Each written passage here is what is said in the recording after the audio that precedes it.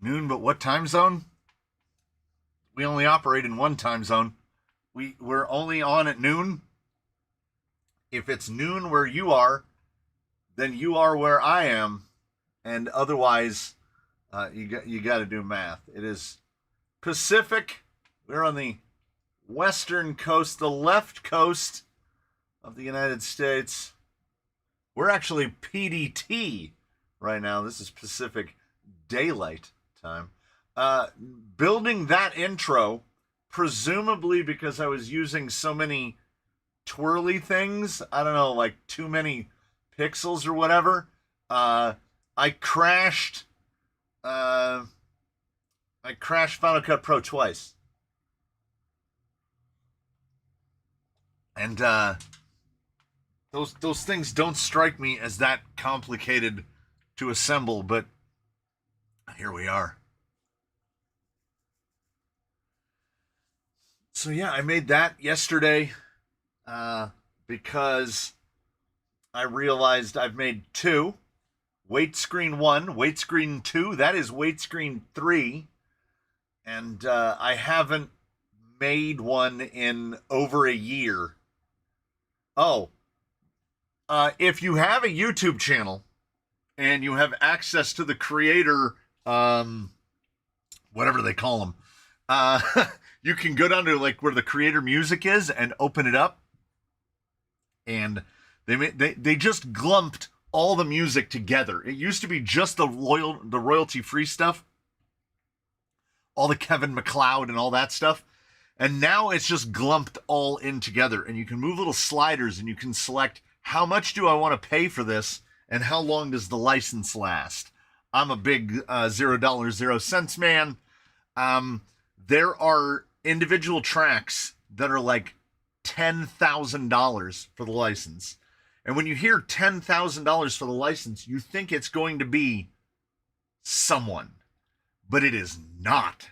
I scrolled through all of the songs that cost $5,000 and up and recognized 4 of them out of like 1,000 songs. So I don't know how they determine.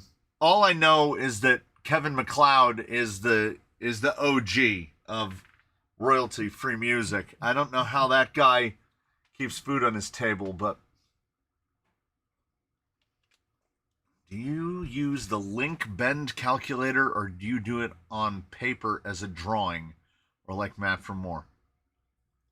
Oh, like you mean if I'm going to bend a link? I do it the worst way imaginable, which is, I can't believe we're going to the whiteboard this early.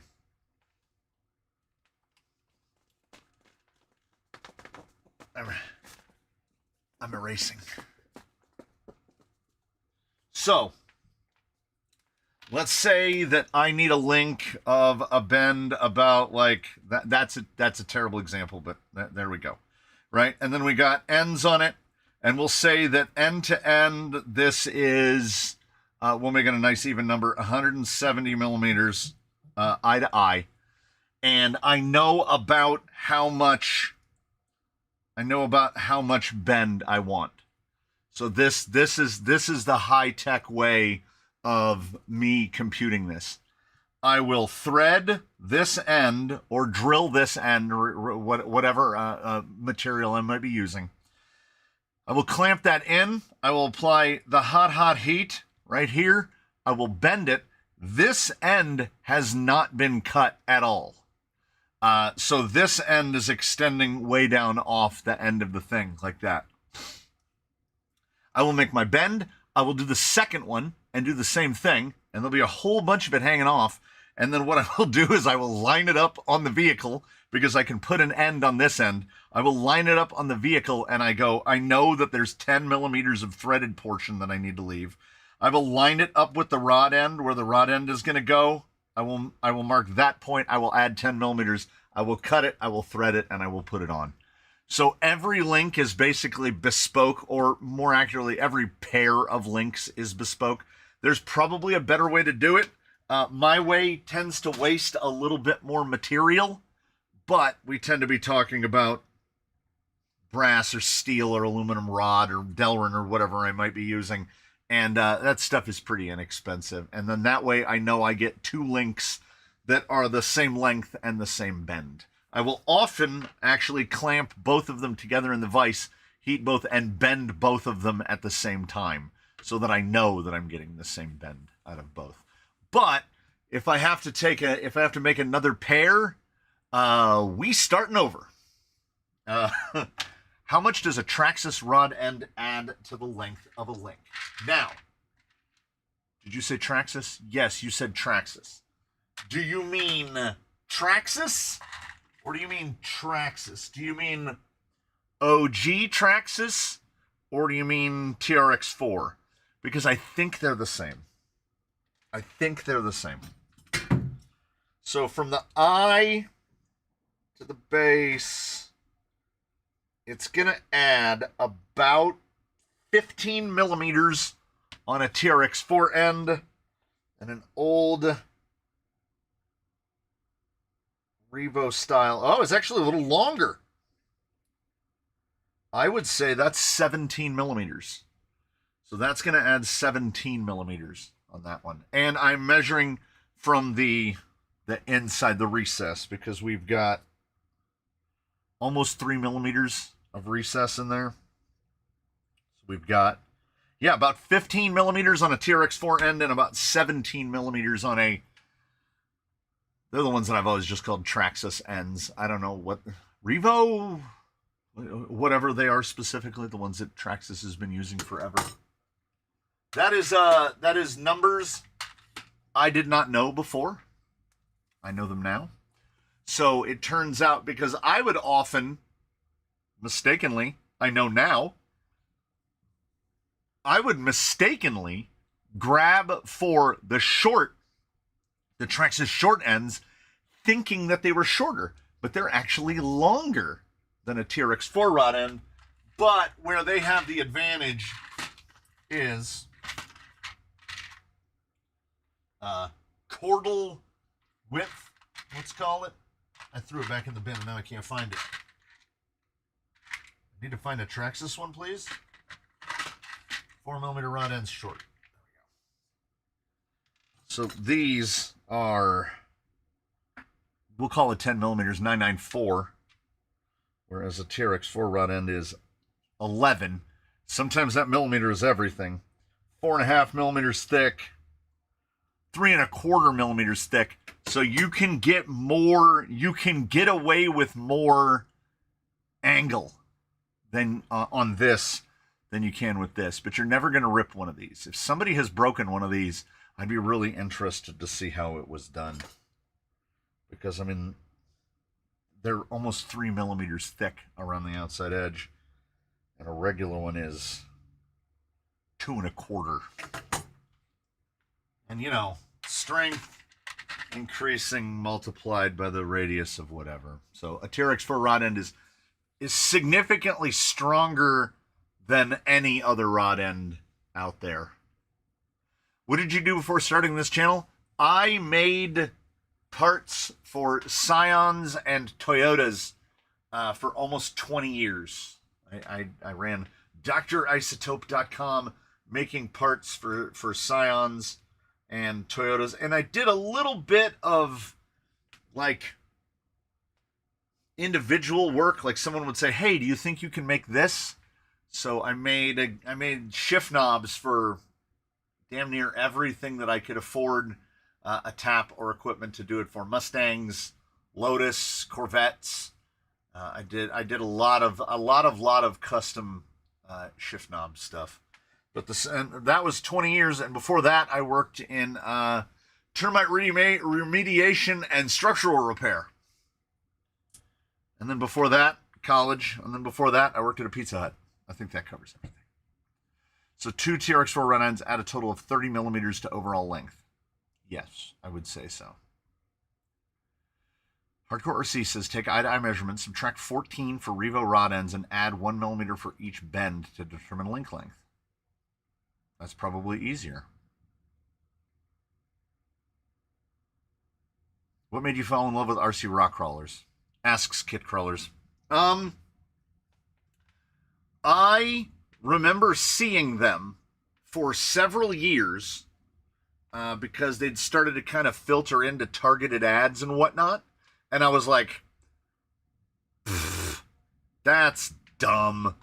And then, as I have regaled you all many times with the tale of the coffee drink, the famous coffee drink, but made it home by taking vanilla ice cream and a Starbucks Frappuccino, mixing it in a blender and drinking it. And I had one at about 9 o'clock. And 4 a.m., around 4 a.m., I was absolutely wide awake. As awake as maybe I've ever been. And I'm just scrolling away on the phone, and an A-Main targeted ad came up, and it said, would you like to buy this TRX-4 Defender? And I was like, you know what? I think I would. And I brought it home, and I bought a bunch of wildly incorrect parts for it, like a Hobbywing Axe V2550, and the inclination to modify it just kept taking over. And then I bought another one, and then I bought another one, and I'm working in the Toyota method, where I started off on nothing but fully independent suspension, things that go fast. I don't know if, other than maybe a Tamiya here or there, I had ever owned anything. I had definitely never owned anything with 2 live axles. So going to crawlers was relearning all of the stuff all over again. Some of the concepts translate, some of them do not. And I just found that I really enjoyed the slow driving. Like, it's relaxing. And then what happens is you start spiraling towards the crawler's paradox, and then you discover trailing, which is the kind of the antidote for crawling. If you are in a position in your life where you can take crawling just super casual, that is awesome. Stay with that. Hold on to that as long as you can, because every time I build something, I get into this point of, but can we make it better? But can we make it better? And you're inching ever closer to the crawler's paradox. And then when you get there, you find out you didn't actually want to be there. Because when something is just absolutely hyper capable, you're like, eh. And that's why I've got a Rhino UA1 that's been sitting up there on the shelf. It's been driven twice. And that's why I've got the dual motor thing up there that's been driven 3 or 4 times. They're a lot, you know. Is it asking too much for another invitational event or another raid? Was watching some old videos the other night. Really enjoyed the raid. God, I can't even remember them. It's been so long. And nobody watches it. Nobody watches it. The amount of view drop across Crawlympics, the most recent one, from when it started to when it finished. Now, I know it went on a long time, and I'm asking a lot of people to watch the whole thing, right? But the fall off was unbelievable. And the same goes for anything I try to serialize. Anything that becomes a regular installment that I enjoy making, people are like, this is cool for 4 or 5 episodes. Let me put it to you this way. Cabs, because I was poring over analytics, which is not good for my state of mental well-being. I was poring over the analytics, and they've been beefing up the analytics in the YouTube control panel, so you can really drill down baseball style. And I was watching the analytic on Cabs, which we're at like 18 episodes of Cabs, right? So let's do the worst graph you've ever seen. This is time, and this is views. So the first episode of Cabs came in right about here, about 3,500 views is what that pulled. The most recent episode, there's like 18 episodes. They go across like this. The most recent episode of Cabs right here got 700. So now right here in the middle, it kind of made a little bump like that, and then it went like that. So that's what Cab's viewership looks like. We started strong. It's now dropped by 80%. So views have dropped by 80%. Then we have Crawlympics, which took place over much longer. We have 4.5 months of Cabs to look at, watching that fall off. Crawlympics just, it was a steady, it never really went high, so the decline looked more like this. It kind of went like this. And it just gradually went down. And that's pretty much how it runs for all of them, really. Some of them, I don't care. Everyone could stop watching, and I would still do Wheelin' Wednesday. So, do you think certain rigs in the canyon draw a larger viewership? Yeah, for sure. For sure. But it's not about the rig individually. It's about the reason that some women are incapable of maintaining long-term relationships. It's the infatuation principle. Whether people love the vehicle or hate the vehicle, if it's new and you make a video on it, you get a lot of views.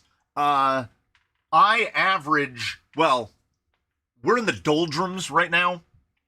June, July, and August are the lowest months for view counts, just across the board, because people have stuff to do out and they go out and do things. I know all the Europeans, they go on their month-long vacations, so views are down. But even if views are down, you can watch the trends inside those views as the views are going down. So Wheelin' Wednesday is one of my favorites to make. I was quite truly enjoying Cabs, and then everybody stopped watching it. So I don't know how much more Cabs we'll see, because on the one hand, the number one principle to live by is make the videos you want to make, but atop that, somebody has to watch it. Like, somebody's got to watch it. Thank you, Charles.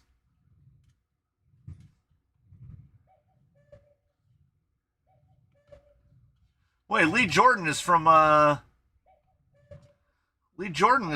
UK. You guys don't get a month of vacation like the mainlanders? They're all out for like a month. I'd noticed Susan has been slowly dropping. Have you ever considered in-video ads? Here's the problem with in-video ads. I find them to be tremendously disruptive.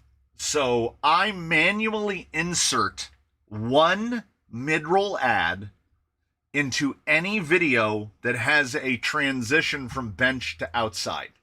So in a tire quick view or something like that, there'll be an ad at the point where we go from inside to outside. But they don't show the ads to everyone. So only some people get to see the ads. I think there's one video out there, and I don't know which one it is, so I can't go look at it. I think there's one video that has automatically inserted ads put in, and if you click that box, it will insert an ad every 3 minutes for the duration of the video. Now, it won't show you all of them. It will just sell all the slots. And yeah, if you do that with your ads, you will make more revenue per video. But that's a little too far. That's a bridge too far. I try not to make a video that I myself would not want to watch. And if a video had ads every 3 minutes. Oh, I lasted about, after the channel was monetized, I didn't have YouTube Premium for about a month. And then after that, I was like, it's just part of doing business. And I've been on premium ever since. And I can't with the ads. So I will pay my $14 a month or however much it is. A little tri-flow on there. Ooh, smells like bananas.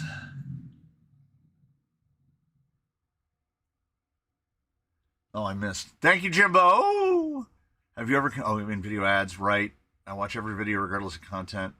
I need the machine to keep moving. Yeah. Wheel and Wednesday helped me get my wife out of the house and out running some rigs around. The long-form head-to-head videos and Wheel and Wednesday are my favorites. Nice. I almost got a week off. Now I have to work most of it. I think you should curate cabs to mix it up a bit, not just the wheels. Maybe spin for the first rig, but dealer's choice the second rig to message. And the thing is, it just... If there's not a brand new one in there, people don't watch it. RC Zilla with the 5. Ricky Barber, how are tier lists doing? Are we going to get a brushless motor tier list? Here's what happened with the tier lists. Don't think I wasn't poring over those analytics as well.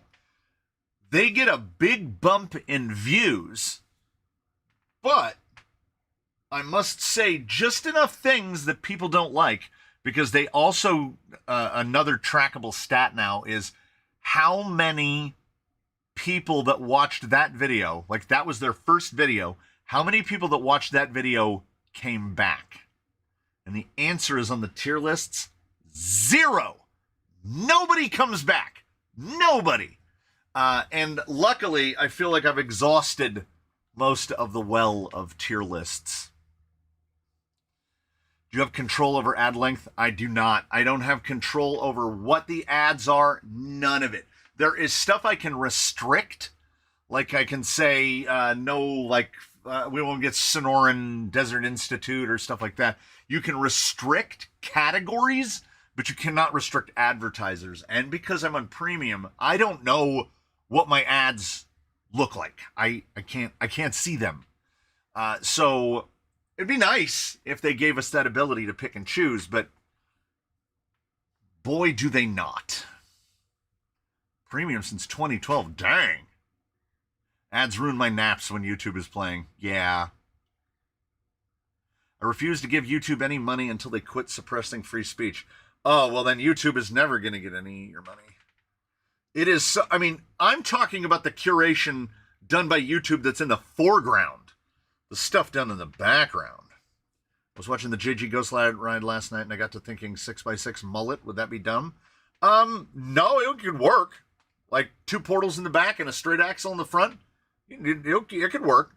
You'd really be figuring out the gearing on that would really be fun.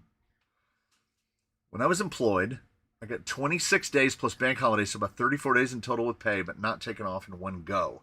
Now I'm self-employed. Technically, I can take as many days as I want, but no pay. Yeah, no.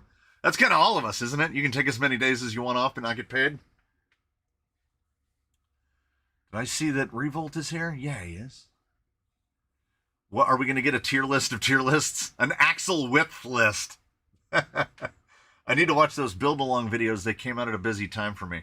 Yeah, I just wanted to punch them out in the hopes of getting a couple people to buy the chassis kits so that I don't owe Zoku any more money. Because he fronted it. So people are too soft and stupid to appreciate differing opinions, apparently. Everybody wants their bias confirmed. And a lot of the time, I guess I don't do that. Tier list of best kits based on value and versatility. Well, the thing is, if you're talking about a kit tier list, you're talking about a very short tier list. Because unless we add in brands that are becoming increasingly difficult to obtain in the United States, I mean, MST sold the CFX here for 3 years, 4 years, and then gone. So you got Cross, which is its own weird thing. You've got G-Made, which is its own weird thing. Cross and G-Made are in the same bucket of making really odd, like Tamiya's cousin sort of stuff. They don't really bring to the table with them versatility. Now, I mean, Cross has got you with those big emo XLs. They make good weird stuff, but they both all kind of make weird stuff. It's really difficult to compare directly up against other more mainstream offerings. Quick to say what's up, everybody. Work lines up perfect with the stream, so I can only watch after the fact, which is fine. Oh, I mean, somebody's got to work. It's probably a sore subject, but what's it look like with the Jolly Green Zoku sales? Oh, no, it's not a sore subject at all. I think he said that above and beyond the pre-order people, there were 24 pre-orderers. I think he's sold 6 or 7. So we're at 30 or 31 as of right now. And the videos have only been up for not quite, 5 days? And the Ghost Ride was only yesterday. So that's pretty good. That's 6 or 7 in a week is pretty good for me. We got to sell 20 total. If we can get to 20, I'm free and clear. I don't owe him any money. So my goal is 20. My goal is 44 total. Is that Armed Forces canoe of any use? Yeah, it's sitting on top of Nigel right now. I'm gonna figure out how to affix it. I think I'm gonna delete the passenger seat and give him a little fast attack action and put the boat on the side. I ended with YouTube Red as a bonus when it was released. Working manufacturing needed the full use of Google Play Music. Now I have Red and YouTube Music is just a shitty bonus. Are the AR-60s with the pass-through for a 6 are still available? If you can find AR-60 stuff, you're doing something. They're basically, I keep telling the Moose that they are extinct. The AR-60, Axial does all but try to admit that it doesn't exist. They're just gone. They went the Capra Axle. They kind of sort of halfway pretend that the Rift doesn't even exist. Amazon is about to deliver my stuff. I'm going to have to walk away from the stream. Take us with you. I think the masses need more OEM content. I haven't seen Sandy, and the title needs vehicle makes. They don't search Sandy. They do search Jerix for sport. That's fair. That's a fair point. That's a fair point. I would like a brushless tier list and a third-party chassis tier list. Third-party chassis tier list is not going to be really in my wheelhouse because I've got, I don't know, maybe 10, including Zoku. So Zoku and Revolt, and like I've done a build around, but I've never used Rock Pirates or, geez, who makes the Gecko and on and on and on. There's so many. And I've done one UGRC, guaranteed to be the last UGRC. I think I have, not counting the number of Zoku chassis I have, we'll just refer to them as one. So not counting the Zoku chassis that are here, I've probably made more of my own chassis than I've bought. And I at least think that's partially understandable. 2 of them for me, I lost one upon another to replace it. Oh, hey! You remind me on Wilson, on Tool Time, if you know, on, Home Improvement. Yeah. I tried to buy a JG chassis and I'll put a VFD in it. It should fit. I can't guarantee it because I never had the idea to do it, but it should. Because a TRX4 axle is offset anyway. And you won't have quite as much gear reduction as you would with a Stealth X, so it'll be a little easier to gear it. I have to wonder if the JG thing has caused a mysterious bump in element parts sales. Every time I go to buy the skids or they have the part with all the plastics because I need to get the delete to put on Zilla's build. I had to hunt to find that little piece because they're out of stock. Because we use one of the cheap Amazon 6x6 chassis for the axles of a Jolly Green. They're not TRX6. Yeah, there are a couple people on the Discord that have built theirs not on TRX4 axles. As long as you've got a mid-axle with a pass-through, all of you 3D people, I'm talking specifically to you 3D people, all of you 3D people doing all this 3D stuff, element axles are center pinion. Why has no one made 3D printed 100% infill, really fancy pass-through third member for an element axle? Element axles would be super easy to do a straight axle 6x6 build. Like, where are those at? I don't want to get into the engineering of it and the design of it because I don't know how any of that stuff works. But all you need is a third member for an element axle, and you could do, like, because it can run 2 pinions, you could set it up exactly like the TRX4. It wouldn't need a T-case. It wouldn't need any of this stuff. You could build it exactly like a TRX4, but on straight axles. Would you like to review a set of my TRX4 chonky links? Based on the name alone, yes. AliExpress is your source of AR-60 parts, but I wouldn't recommend them unless you already have them. Yes. YouTube makes searching for specific Canyon videos nearly impossible. Yes, it does. I've tried to search for my own videos, and it's not easy. Is there a sausage fest, or are there any women in the chat? Just curious, not creeping. Well, last time I checked the analytics, which was this morning, the channel has 1.2% viewers identifying as female, so that would be a sausage fest. Amazon was weird. I bought 2 of the same thing. One shipped in an Amazon box, the other shipped in an Amazon bag. They probably didn't even ship from the same building. MKRC Builds is late but here, and we're glad to have you.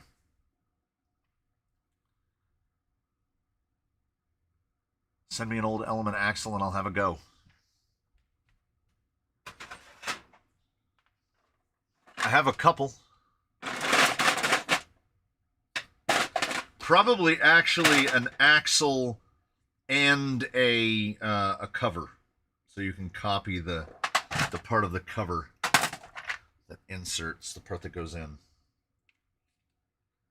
So it would basically, I mean, I don't think that I haven't sat down and stared at this and gone, how hard would it be to just attach bearings to this? Like, machine a piece that fits inside there with the output bearings. I mean, I guess it is a relatively complex piece. But yeah, it would just be that, only it's going to look like that. That's it. I don't know why nobody's done it. I don't know why Element hasn't done it. Again, somebody remind me. I'll forget before that we want to see if I can split screen the associated stream, wherever that is. Oh, first off, somebody find out what, like, is it going to be on the associated site? Is it going to be on YouTube? I want to know. I really do. I'm so curious about a company that's willing to cash in on the nostalgia of a brand that started in 2019. It's wild. It's wild. Just got in from vacation. How's everybody doing? Hey! I thought he was going to still be gone longer, Mr. Truitt. Off to the places where it's hot and humid. What upgrades would you do to a Yikon 1407? Change servos and mount from the one I got from you. Way better. I would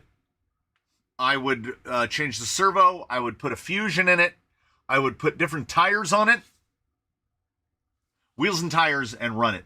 Basically the same mod list that I would apply to an FMS FCX10. Like, it's not a platform to turn into your line killer, bro. It does cool stuff. I did not mind the stock radio at all. The cutting brake makes me laugh.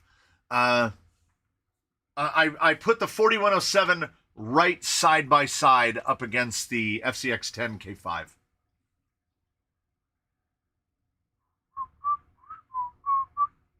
Somebody send me that axle and I'll see about making it.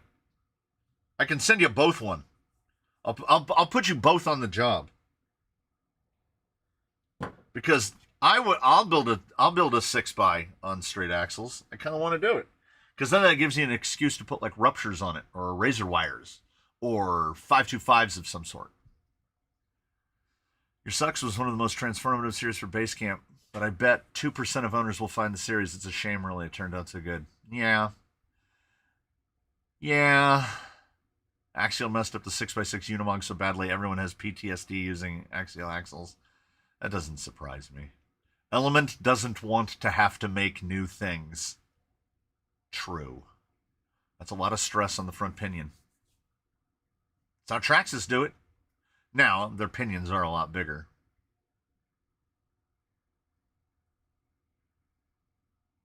Not done because of stability issues caused on the screwed side, maybe?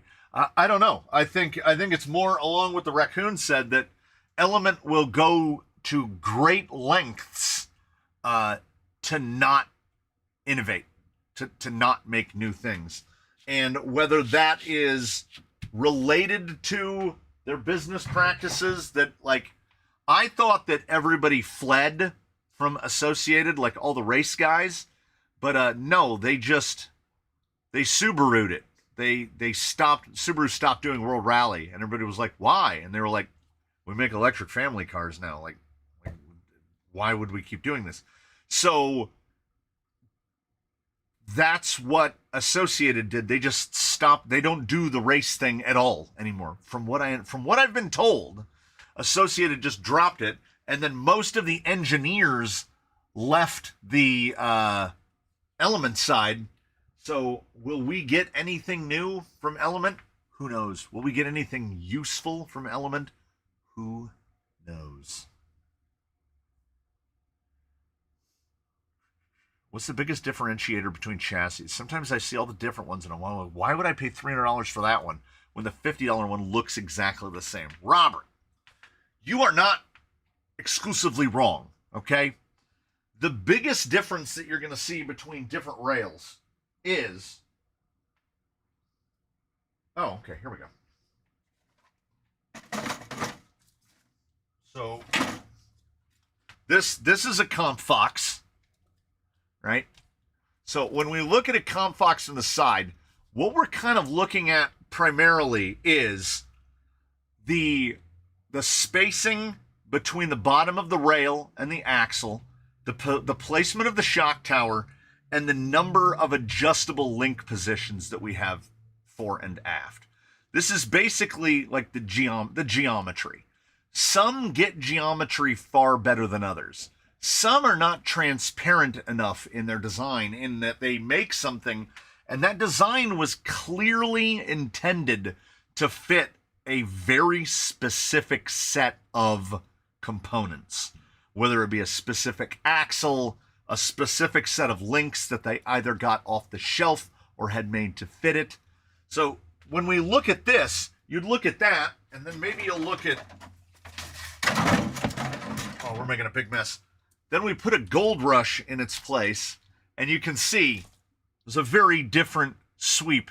But the angle on the shock is not altogether that different to get them into the same place. And these two guys are great examples because they have the same wheelbase. These are both 313 wheelbase gentlemen. So they sit very differently. But a lot of the time, and I know that this isn't fair, but I feel like a lot of these chassis, how do I phrase this to offend the most people with the least number of words? I think that we have something with many of these designs. I'm not talking about the Airfield Dodgers, more in the lines of the Mias or any of the Amazon clones. We have somewhere out there the unknown. We have the unknown prototype, the chassis from which many people borrowed. Because if you set a lot of rails on top of a lot of other rails, yeah, they're pretty close. They are not entirely too far apart at all. So somewhere, somebody found a chassis and they wanted to modify it or just straight up copy it. And then they copied it, and then it got copied again, and then it got copied again, and then it got copied again. And the differences between them, unless we're talking, like these are two great examples with the Comp Fox and the Gold Rush, is they are remarkably similar in layout and configuration. If you're talking about anything that has really skid forward, hopefully whoever's involved did the math, because you can't just slap your gearbox and your motor way forward and be like, it's skid forward now. It's much easier to build a conventional layout full gearbox in the middle like this. So what's the difference? Like, what's the difference between a $300 one and a $50 one?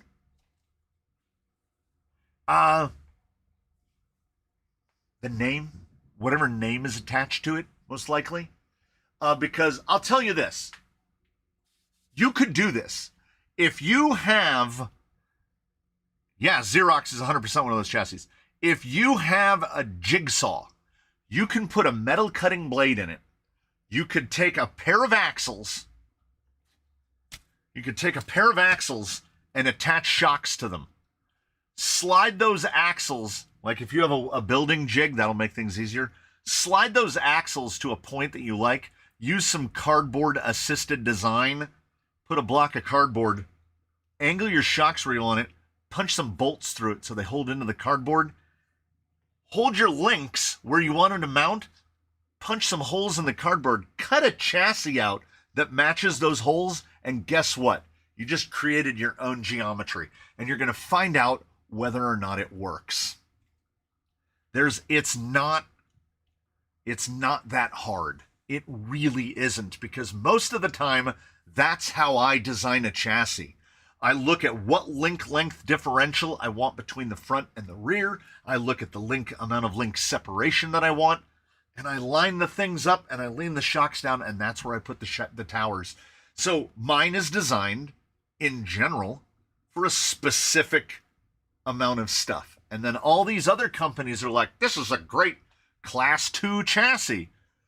What does that mean exactly? Like, what axle did you use when you designed it? Like, what shocks did you use when you designed it? Because the difference between 5 millimeters in shock length is going to change things, particularly if the servo is mounted on the chassis. I think companies like to live under an illusion, or a projected illusion, that what they're doing is more difficult and more time consuming than it actually is. I do not try to work. I make an effort to not work iteratively, meaning I don't make a chassis and then make it again and then make it again and then make it again. And with the exception of Blue Sky High, who's on like his 6th chassis, because Blue Sky High is basically like where I learned the most about 4-wheel steer. And I learned that you can't just 4-wheel steer any chassis because it won't work too good. The chassis has to be kind of oriented towards it in terms of link mounting and shock mounting positions. But we all do it anyway. We'll make it. If I want a 4-wheel steer, I'm going to make it 4-wheel steer. Will it be optimized? No. There's no such thing as a universal chassis. Well, there is. You can have a universal chassis and it will be sort of good at everything, but it won't be really tremendously good at any one thing. So, don't be afraid of the $50 chassis. Don't expect the $300 chassis to reward you with more. Sometimes you can just grab a set of rails and build something out of that. You know, go your own way, man. You built a Comp Fox? I'm kind of surprised. Yeah, it was on sale for $2.99. I had $50 in points, so I got a Comp Fox. Discarded the axles. I'll be using them for something else. Converted it to servo and axle, which it did not want to be, and put a brushed motor in it and turned it into a Class 1.5. Because this guy is also Class 1.5 on the old Dusty here, on the Gold Rush. Ooh, update. I didn't get 2 optics in my Trucks of Fortune. I got 1 optic. You had me in the first half, not going to lie. And a VS410 portal kit with clear axles, something I can actually use to build my dream truck, the OG Origin full cab. Get the body while you can. I traded the optic for axles for Jelly Green. That's awesome. So you did okay. I mean, you did all right. As long as you're happy, you know. If they look too real 1/1 scale vehicles, there are not many major variations. A lot of them are very alike. Much fun to try something different. Oh yeah. Someone on Twitter or other platform in the somewhat recent future posted up a picture of mid-size SUVs, silhouettes of mid-size SUVs, and they're like, look what happened to originality. And so the people in the comments and the responses are all, it's a mid-size SUV. What do you expect? They're building to a category. Of course they all look alike. I drive a Subaru Ascent, and it matches a Kia Telluride to virtually every dimension because they are the same class of vehicle. If you haven't seen the GIF on the Discord, I painted Dusty. That's his name, by the way. That's Dusty. Rusty and Dusty. And I didn't know that I was incepted into naming him that by the movie Cars. I did not know that.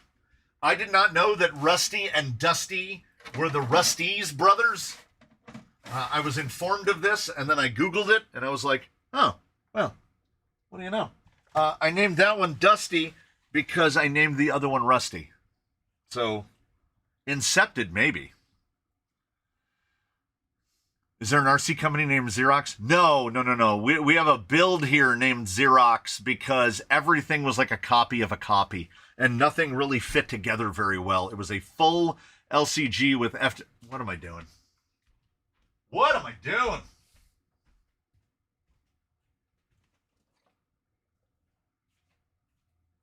So this is Xerox, who came with. It's a little tricky to get his body off because I made the little posts that go through the body too dang long. So it has a very angled skid on it with the icebreaker skid on there, and you can see how savage it is up on the front. Straight clone F10 portals to the point where Vanquish weights fit on them. Carbon fiber chassis with some real, like, your axle would have to be way back there. And then because the angle's so big, you got to run a carrier bearing. These axles are the sloppiest slop that I've ever encountered. One of the axles has 1.6 millimeters of shims on the ring, on the spool, to stop it from moving side to side. The spool could move so much, you could completely disengage it from the pinion gear. And then the tolerances of everything are fantastic. I think the front's worse. Yeah. He's a sloppy friend. He's a real sloppy friend. But you know what? He's not awful. He's relatively decent at doing the things. I'm about to start printing parts for a prototype skid forward chassis, my own design. Nice. Is there an ideal, let's start making builds with non-conventional parts like cardboard chassis? Yeah. So can it be min-maxed like an F1 car where there would be an objective best, or is it all subjective? Well, every single aspect of building one of these is a compromise. Because if you ever watched any of those brick channels on YouTube where they make stuff out of Legos, and they'll do some like rock crawlery stuff to make them crawl like the steepest slopes and everything, the more ridiculous the design gets, the more capable it is at doing that one individual thing. So if you have a platform, the Wizard pops to mind. The Wizard has got some real ability to ascend. It's got some real forward drive designed into its geometry. It descends like walking down stairs wearing glass shoes. So you've got to tune some of that out. And to tune it to descend better it's going to ascend worse. So it's all compromises. Everything is a subjective best. I don't believe there's an objective best at all.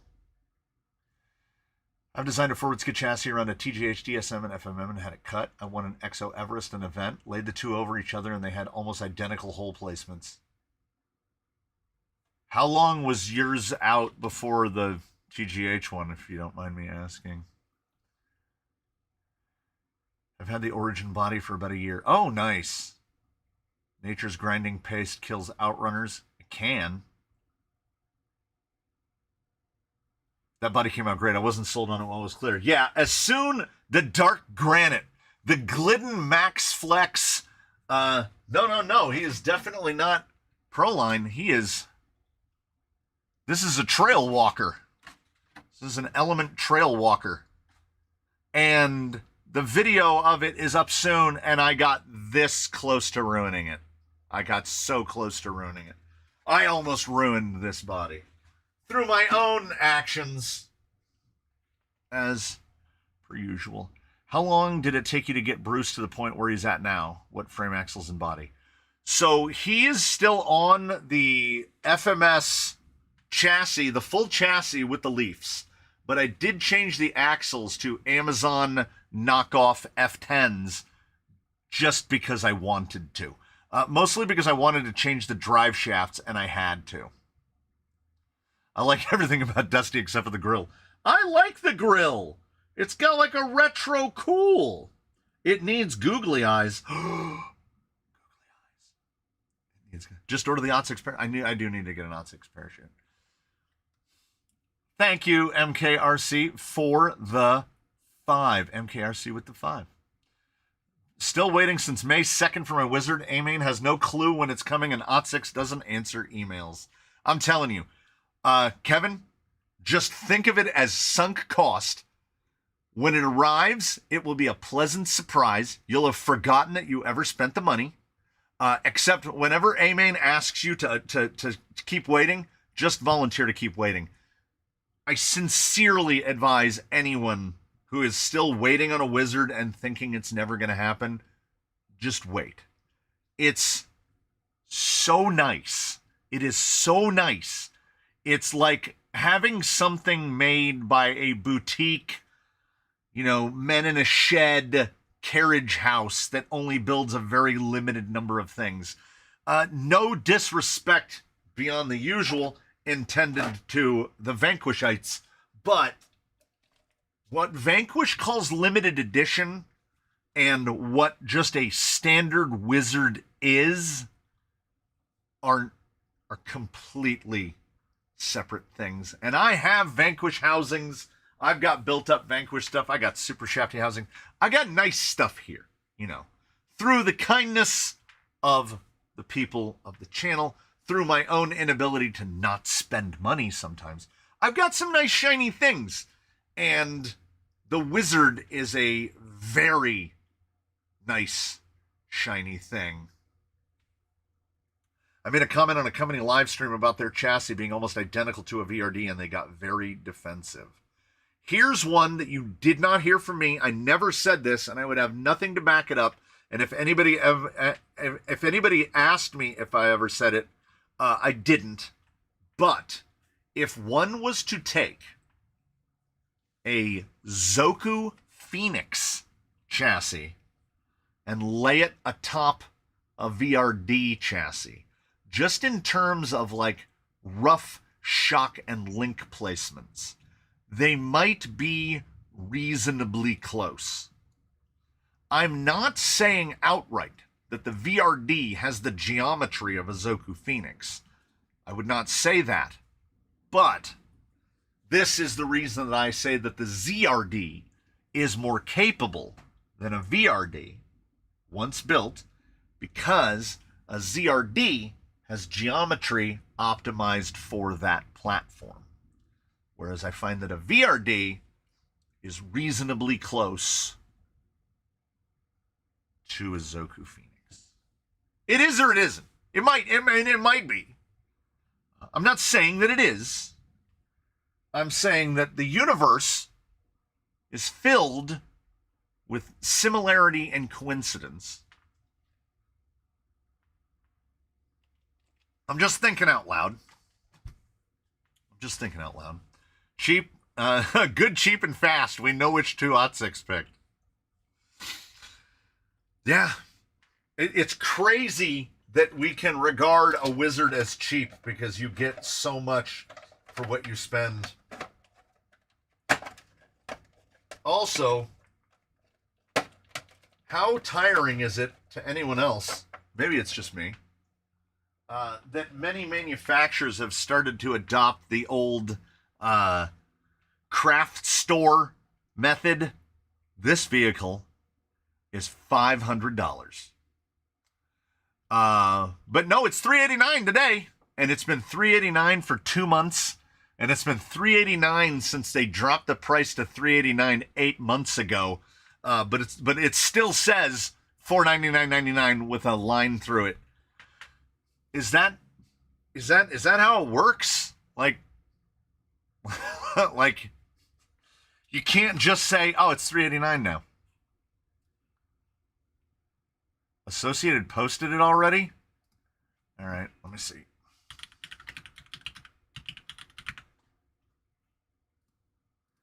I thought that there was going to be a video.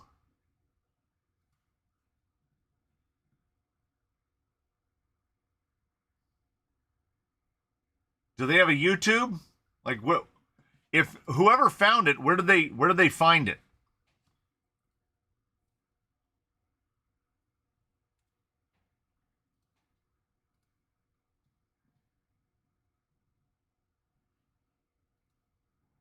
Because I want to know. Yeah, then it's not on the website.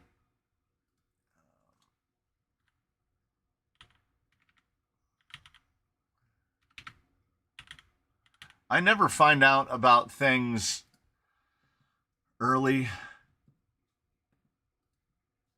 Why would that just auto start playing?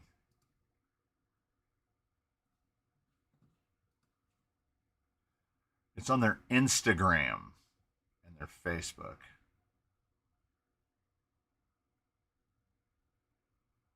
Yeah, the Guillemot price really dropped fast, really fast. $50 dropped off of that one really quick.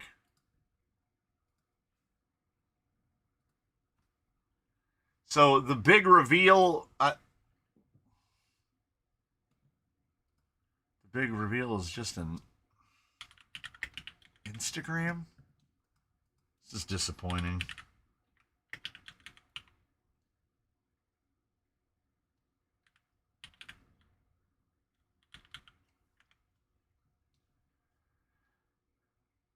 Team Associated RC. There are 5 of them.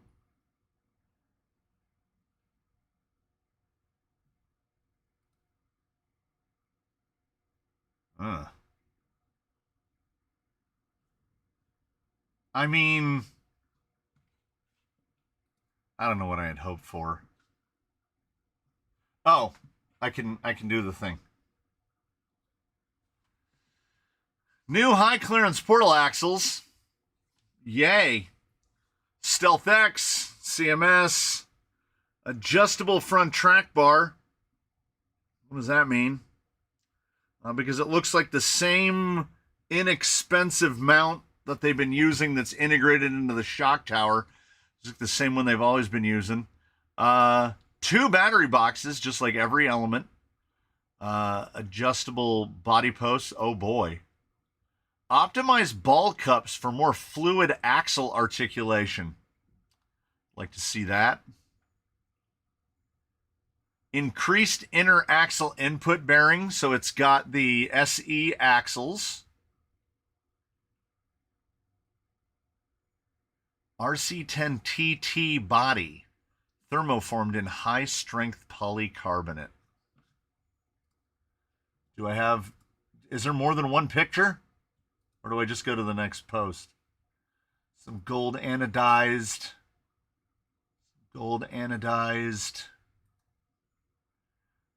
I guess there's a buggy at the same time.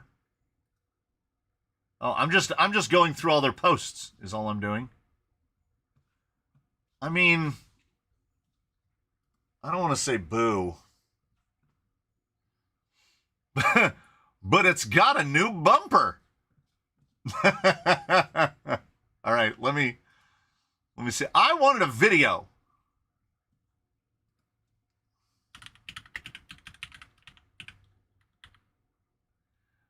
I mean, I'm not gonna say. Oh yeah. Oh, we got some better pictures though. My Stream Deck is not auto switching inputs. It's more than a little annoying. Can I make that bigger? I don't know. This, I don't know if anybody can see the arrow. This image right here, the bottom right corner is unsettling. There's something about a white Stealth X that looks kind of organic. I don't hate anything about this, except the portals, which I doubt that they've fixed. So I imagine they're still auto clockers. I'll go ahead and say it. Potentially unpopular. I think it looks kind of good. Like I'm okay with the way that looks. The real question is, what's it going to cost? My guess was $450. Forget it. Forget it. No chance. I would have said that is acceptable at.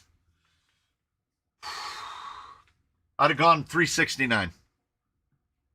Yeah, it's a Builder's Kit 3 in a different color plastic with a body on it. So it's $200 more than a BK3.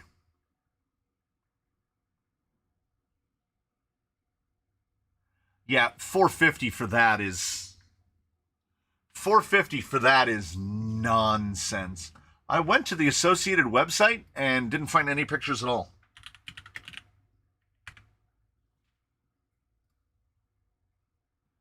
RC10DR, Clifflet, Steel Spec, 10 Graphite.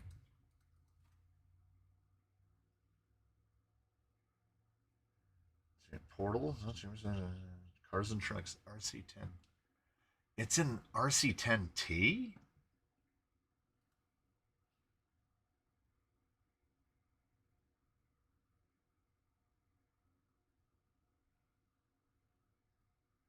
Yeah, I can't find it anywhere. Where did that come through? Instagram?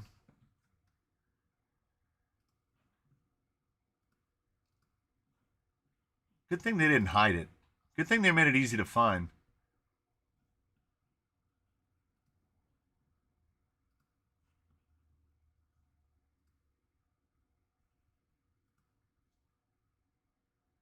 Yeah, that's the RC10T Classic.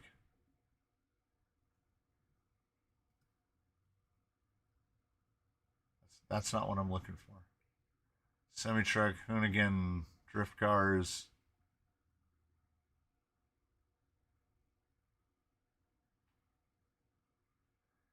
Yeah, I can't find it on the Associated website at all. I'm not mad at the look. I would just say, like anything else that Element's offering, just wait a couple months and the price will drop $100. Okay. He relinked me. Oh, we can scroll together. Oh, who wants to read the box? Let's read the box together. I have to do an unbox, so we'll read the box first. Reject all your cookies. A performance rig built to endure. The heart of the RC10 trail truck portal kit. We do take note. Electric trail truck. We're not even daring to say rock crawler. It's all stock Stealth X. New high clearance portal axles include all Metal Gear's ball bearings and new larger pocket. Yes, which so do the other ones. Which all with almost an inch more clearance than our straight portal axles. These are a perfect fit for the Enduro lineup. I don't know about anyone else. I need to gesticulate. I don't know about anyone else, but when I think trail, for some reason I don't think portals. It's not a situation where I need the ground clearance or the additional gear reduction, but we continue. It's ready for the trail. Are you? Ground clearance is crucial. Metal Gears throughout, just like all of them. The body looks interesting. X3 grabbers. Come back over here for a second. Back over here. On some the same plastic method wheels. I didn't see if the method wheels were different from any others. When we get to the pictures, we will. Those rails don't look gold. They look orange to me, but I might have a little color blindness to that. The motor plate looks orange as well. I want to know what the optimized ball cups are, or if that's just what they've been saying about the ball cups the whole time. Everything else is just RC10 stuff. It's just element stuff, and then it's the same imagery. Oh, yeah. See, that rail is orange. That shock is gold. That rail is orange. That's not gold. White bompiers. Ugh. We need to blow it up. Yeah, there it is. This right here, disgusting. This is disgusting. Oh, what did I do? Beep. Oof. The white sliders have a real uncanny look to them as well. Oh, it's like it's doing it automatically. It's just auto cycling through. I'm not doing anything. Yeah, I don't know. That's a yeah. if you don't like white plastic, you're not gonna like that. 450 is ridiculous. Class 1 has to have a flat bottom skid. Yes, for Sorka it does. Everything I'm building here moving forward is Crawler Canyon 1.5, CC 1.5, which does not have to have a flat skid. It just needs to have 4.19s and a full body.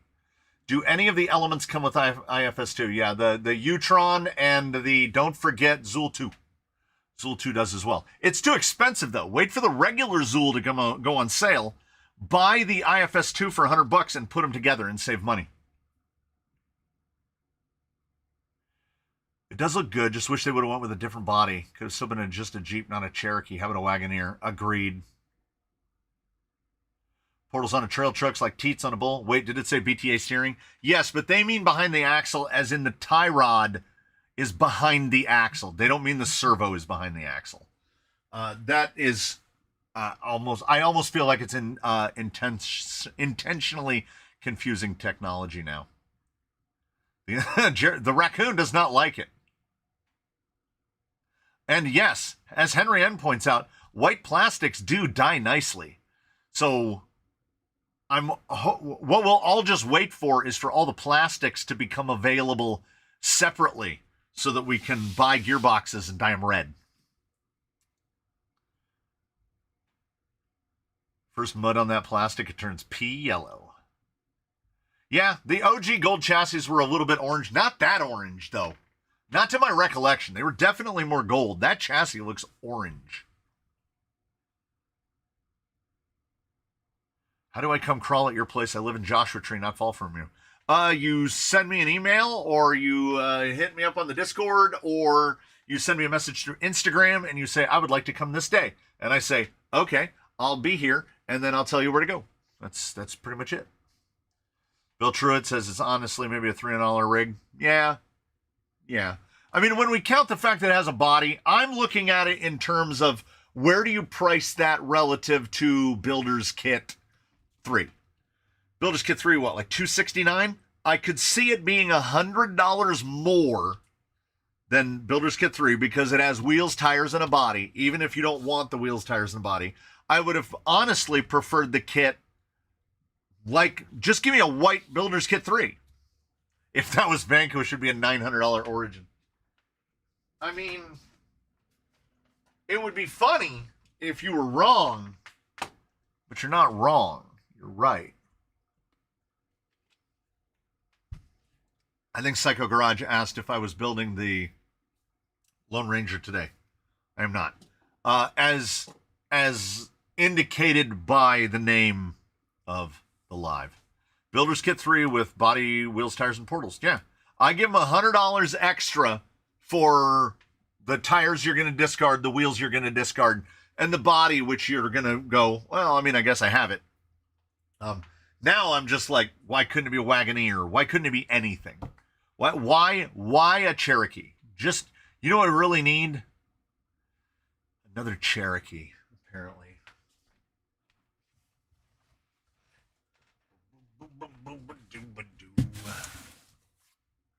How big is this box? It's pretty big. This is a pretty big box. This is a good size box. I'm guessing they're selling it that way so it can be a shelf queen. Kind of like how they did with the, like, you can get that clear buggy made out of like acrylic parts that are all, it's like in the warnings, don't actually try to drive this. But nevertheless, it's like $500.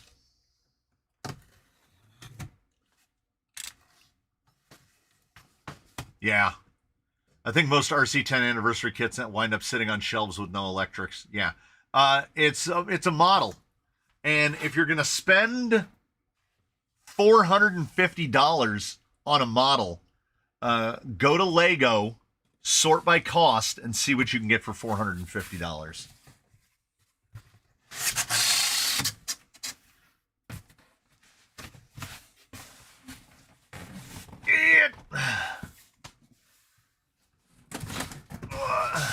I probably should have just cut the bottom of the box.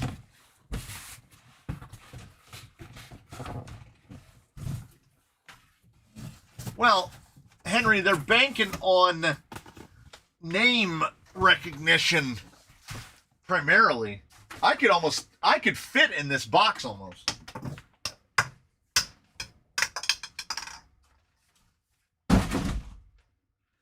Knock the bottom of Jupiter off. Wait, no, Saturn.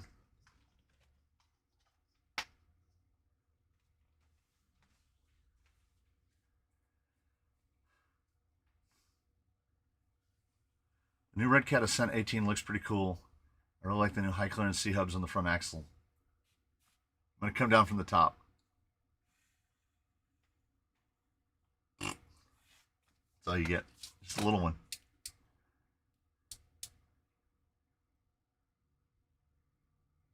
Yeah. Team Associated is too busy doing retro releases to come up with anything new. Yeah. Lego hold their value way more than RC. They do. Legos are outrageous, then you have to build the damn thing. I think the point of the Legos is that you have to build it. I think that's a big part of it. If not for the outrageous cost, they have a rock crawler that you can motorize. And I want it. But it costs more than buying an actual rock crawler.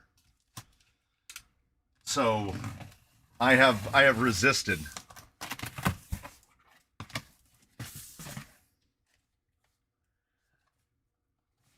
Share more fun. Gotta do it again.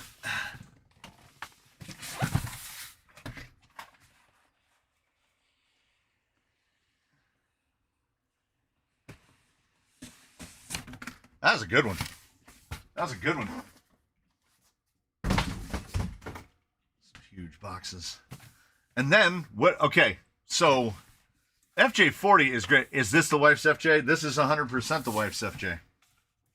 She said it you gotta understand. We record Wheeling Wednesday, Sunday morning. That's the day we go out trailing because it's her free day. She doesn't do the gym. She doesn't do anything. So Sunday morning, she says to me with a straight face, well, maybe you should build me one of those, as if that's not just throwing it out into the universe. And I got paid on Monday. So I'm not saying that this has already been here a couple days. But that's exactly what I'm saying. So, DJ Khaled, another one.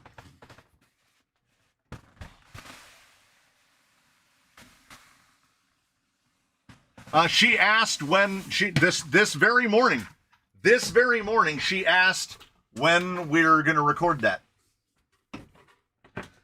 So three giant boxes, and then, we use this once. The Igloo cooler. Now, if they were kind-hearted people, they would have the little molded bits be separate of the box, so then you could use it as like a cooler. But I don't remember what I did with Bruce's crate. I think I just disposed of it. Now, those who watch Wheelin' Wednesday might remember she doesn't want pink. I mean, she doesn't want it blue. I can't remember. She either said pink or purple. I think she said purple.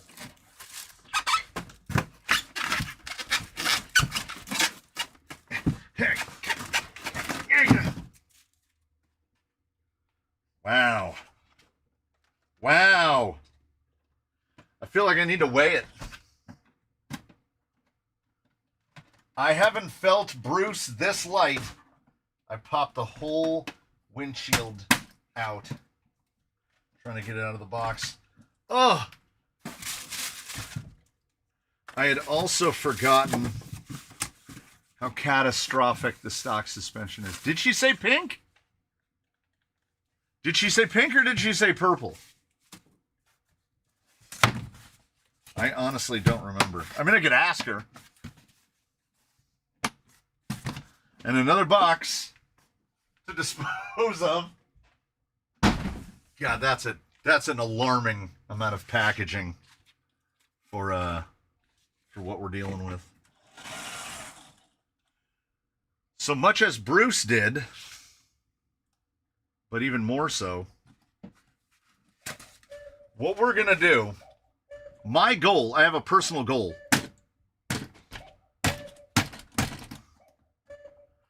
My personal goal is, did she say pink? I'm going to have to ask her.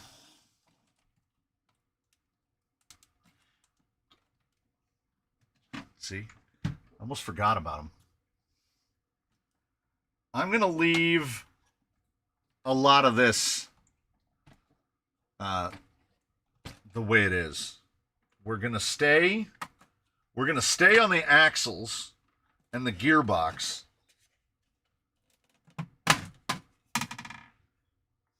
But, I mean, some stuff has just, as one would expect, got to go. Some stuff has got to go. Some of this stuff will never touch the ground.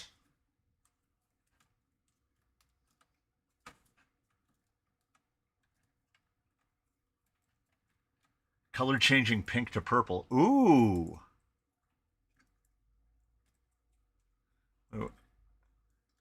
I even mentioned the pink axles on Wednesday. I remember the mention of pink axles. I don't like, my wife is not big on pink. She might have said pink. I can't remember. If Swamper says she says pink too. The passenger door is hurting. Oh, it is. It's inside the roof.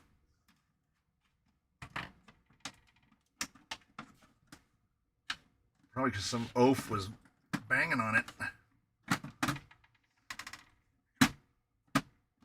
That's why the roof wouldn't go down.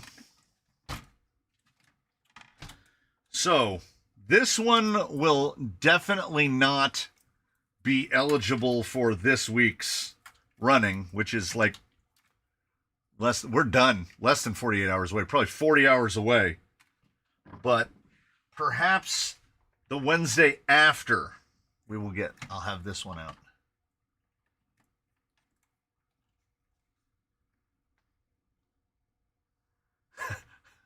Henry, if I didn't have the context, if I didn't understand the context of what you just said, I think that dork paint makes a purple to pink color changing paint. I'd be all, what? But yes, I do remember from the Discord dork paint. Yeah, I have a second camera, and the second camera, oh, I almost forgot. It comes with the sweet rolls in the back. So this body, as I'm sure you know, has to be, yes, Swampers just said it right there, full disassembly. Yeah, full disassembly. If she said pink, we're going to go with pink, and I already know what the pink is, but I will go to Michael's, and I will get a fresh can. We are going to use, if I can find the can. I didn't use it all.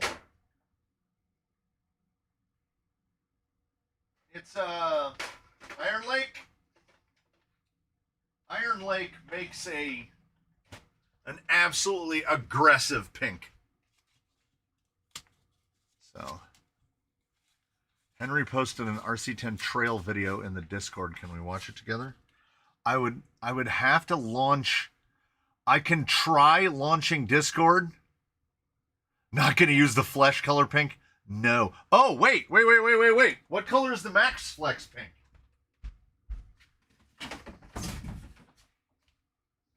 Ooh. The Max Flex pink is very light. Like under this lighting, that looks almost white. I don't know. Would that look better though? Like a non-saturated pink? I don't know. But full disassembly is 100% right. It's so plain it needs rims immediately. This will be the second set of these. Charles Chuck says neon pink. Neon pink.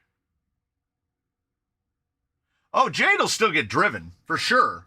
And remember when I made the spacer to flush the roof rack? I can't find it. I was looking for it this... Imminently drivable out of the box. Crazy. Well, oh, Hunk of Love looked it up, but I want her to be pink. All right. Painted samples for wife approval. You know what? That's probably the safest way.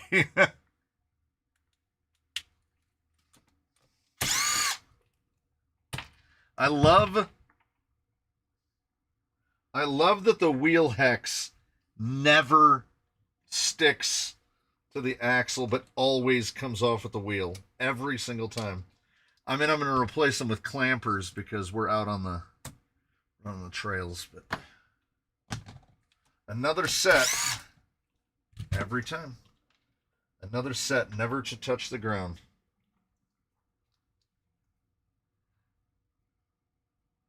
Ooh, that light pink is would black, gray, and white.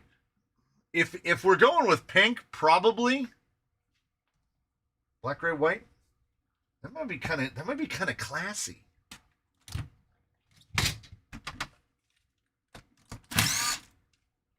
Hey, a hex stayed on. I'll take that as a victory.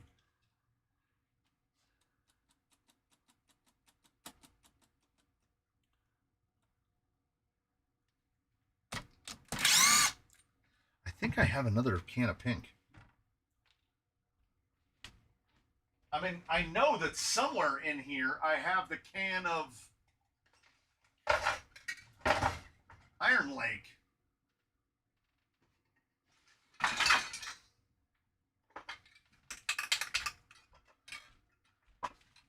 Spastic's Solid Pink, which is just like Pepto-Bismol pink.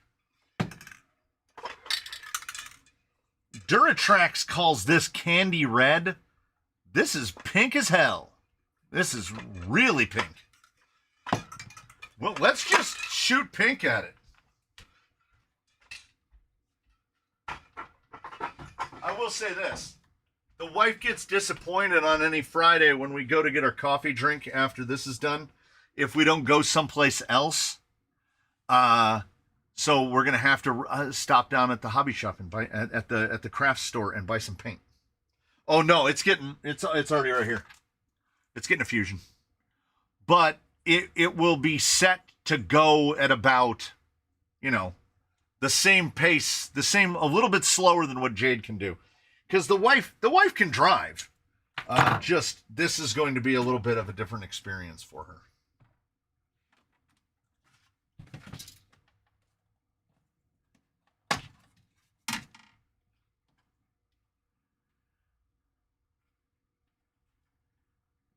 Yeah, and then there's the issue of finding the driver figure, which I basically have to rely on the UK, unless someone can find, if you have a spare window available to open, if you're not on a phone and you can open another window, find for me Jyn Erso, Jynerso. There is a Disney figure of Jyn Erso that is a 10-inch figure. The problem is, these with the roof on require a 10-inch figure. A full-size Barbie at 12-inch is way too big. And I'll tell you why we need a Jyn Erso. Because Hizzy was kind enough... Well, Hizzy has supplied all of my 10-inch figures. Oh my God. Oh my God. I just picked up the big man. Oh, you gotta be kidding me. What have I done? Bruce weighs a metric ton. So, this is the Disney, I don't know if it's available in the US, Jyn Erso. Look at how happy they are together. Look at them. She's just chilling. Colin and Jyn. He's been so lonely. There's one on eBay.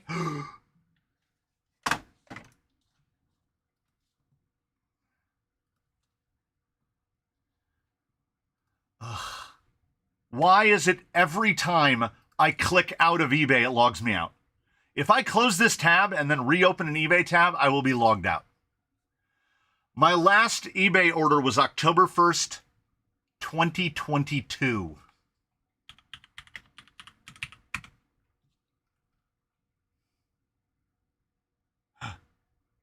Nope, that's a 6-inch.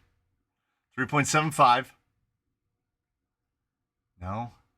No. No. No. No. I could bring you along for my nonsense, which involves me going, no. No. I go like this. I scroll down, I go, no, that's a card. That's her right there. $30? Dang it. Or best offer, 2 available? Ooh. What do we offer up? What do we offer? What's a good offer for this? 15?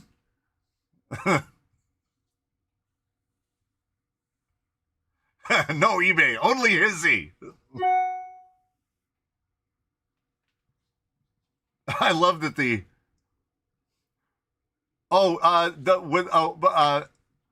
Alex, the problem with the Barbies isn't the legs. It's that from their ass to the top of their head is too far. So her head, you would also have to take the Barbie and take a big chunk out of her abdomen and put her down. Mark it down by whatever the shipping is when making an offer. Yeah, I think 15 is fair. Because 15 plus the 10 shipping, 25. I could go 25.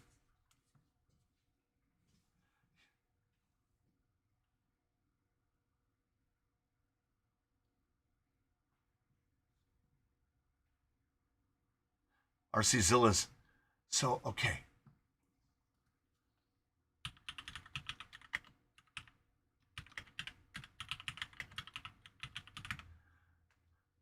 It did sound like I was doing the enhance. Okay. Is that one all plastic? Okay, there's more than one. There's more than one. All right. There's this one, which is the one we saw. And then there's this one.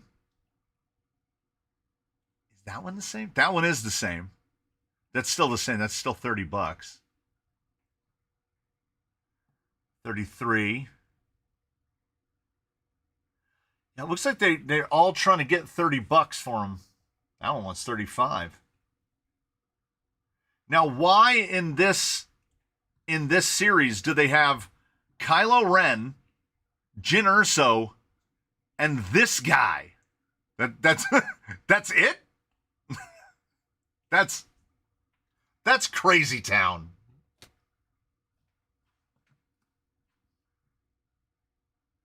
Ooh, put one in the link in the Discord for one that is 22 free shipping. Oh, wait. Hizzy has one. All right. $13.99 for an all-plastic one. Okay. Offer $16.53. The odd numbers throw them off. Yeah, so she fits perfect. And all I had to do was take her gun belt and her vest off, because now she just looks more like part of it. And the wife has dark hair, so if I just undo the bun, Etsy has what looks like a 10-inch for 10 and 10 shipping.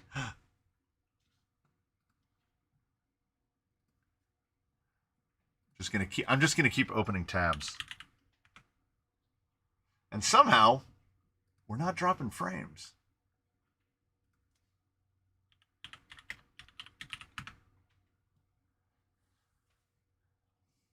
Oh, Etsy is so slow.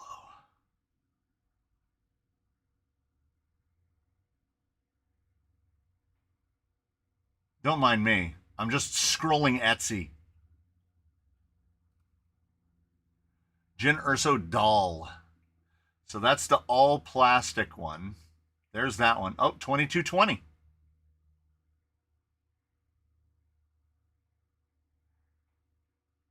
Oof. The Forces of Destiny Jyn Erso is terrifying.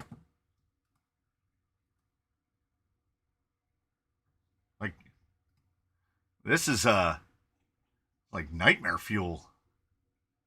I don't like that. I don't like that at all. Yeah, $22 though. We might have to Etsy it.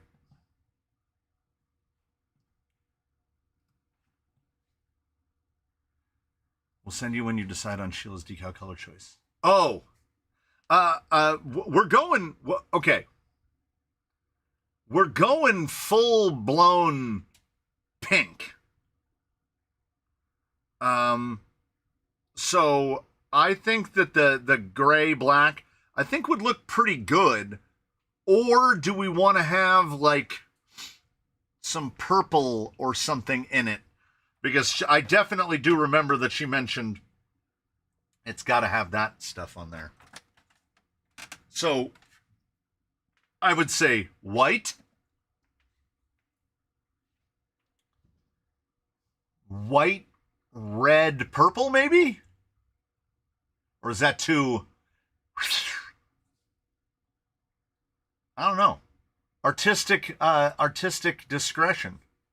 I have a Monster High Wednesday of Addams Family 10-inch in my mash again. Oh.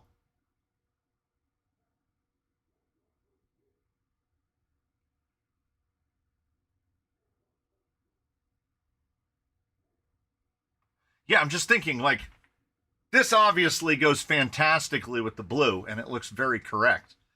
But what do we think? White, purple, black? Ooh. Maybe. Bookend the purple with 2 white lines. Oh, so like white, purple, white? White, blue, purple. But like a soft blue, like the one in the middle. I have some holographic film I could do them in. Oh. Yeah, green with pink that's a risk. That's a risk. Man, what have I done? I'm not kidding. He's got to be 16 pounds now. Like, we need the postal scale. I said I didn't want to let Bruce get above 16 pounds, but I think we did.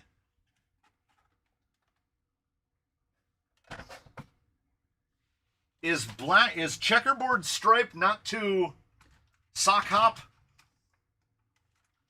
I don't know. I kind of like the idea of it.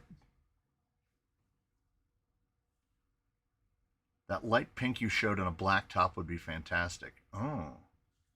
I have made a tank. What I have done is unacceptable. So this scale has a 75-pound capacity.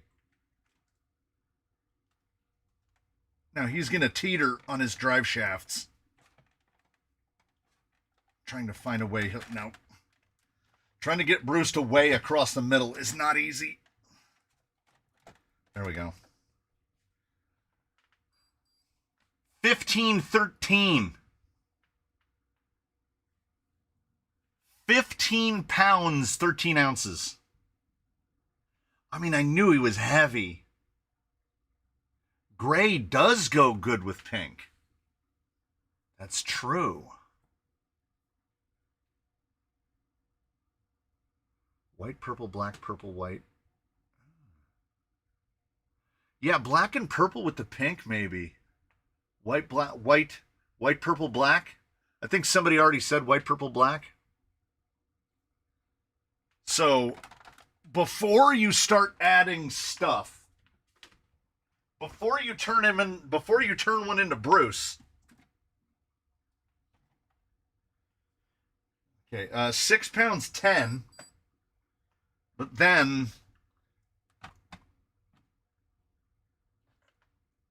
we gotta unload it. This is the problem with the postal scale. Takes a minute to reset. 8 pounds. So stock one's 8 pounds. So I've almost doubled the weight with Bruce. I mean, his front bumper does weigh over a pound.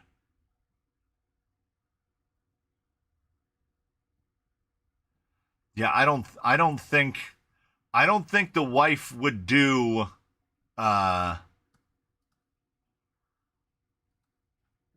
green with it. I think just based on what I think I know of her.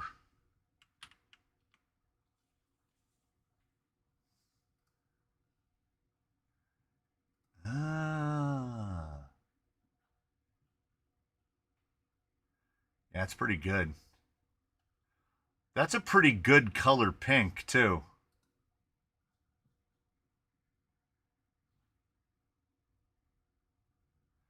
But the trim is flowers.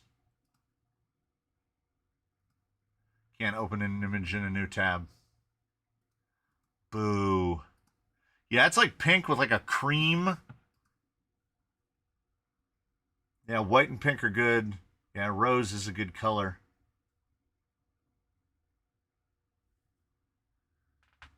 So we're going to go with like a saturated pink. Two-tone? Two-tone pink? Black, gray, pink, with the pink being a bit lighter than the body. Yeah, I wouldn't hate that either. I don't think we can go wrong, really.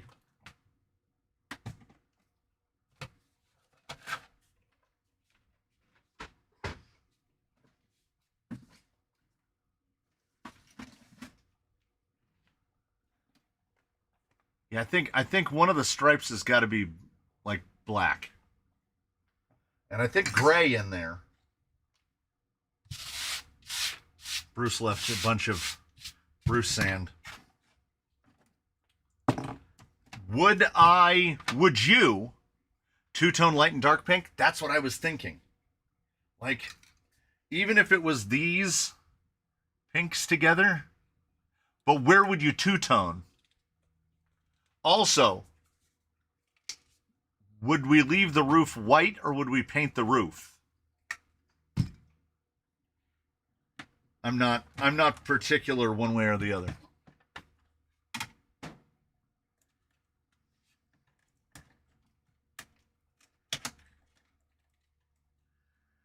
You can make the stripes mini flower designs like the Hawaii surf vans.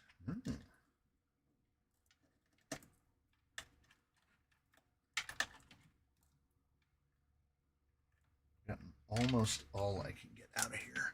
Of course. Just takes the bottom of the receiver straight off and breaks it.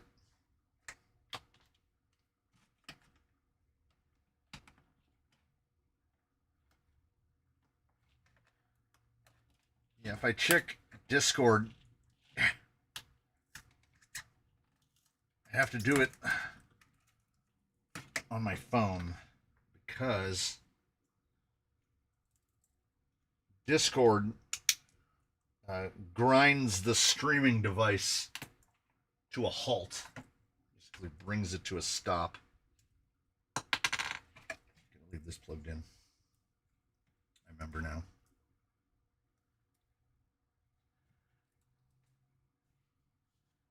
Apparently, currently white goes light pink. White roof with a pastel pink. Rooftop needs to be white. Good. If I don't have to paint the roof, great.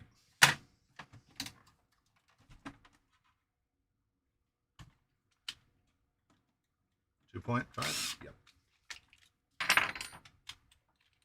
Whatever you message is have a detail core choices, email me, and I'll get them printed and sent over. All right. Oh, everything is so crisp. Almost like this has never been in a stream.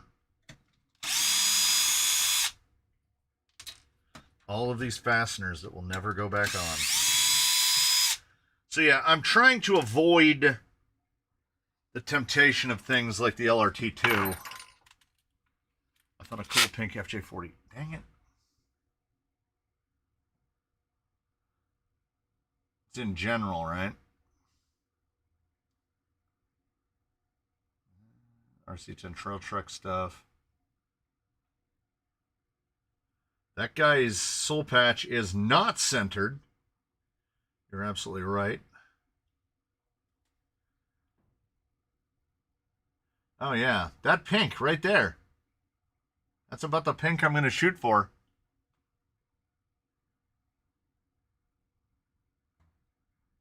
Because I already built the combos. I figure you can't go wrong with ooh, and we do have the option of painting the interior a different color because I have to paint that too. So we're not, where'd the wheel hex go? So the pin's gone. There it is.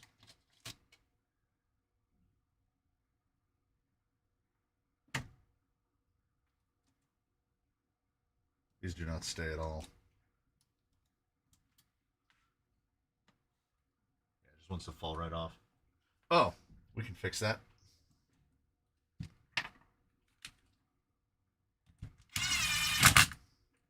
And nope, no we can't. It'll just fall off anyway.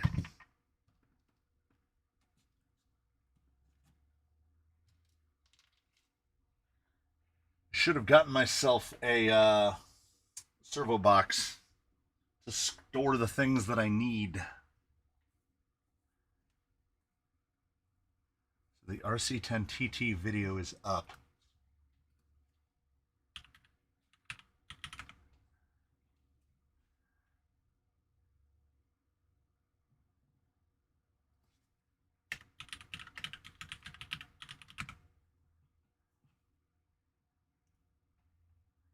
Still, like you basically you can't Google it. It's now showing up on the front videos. All right. Okay, I won't be able to hear this, and I don't know what you will hear when I play it. It's just got there's all my tabs of all the stuff I've been looking for while you've been telling me to look for stuff.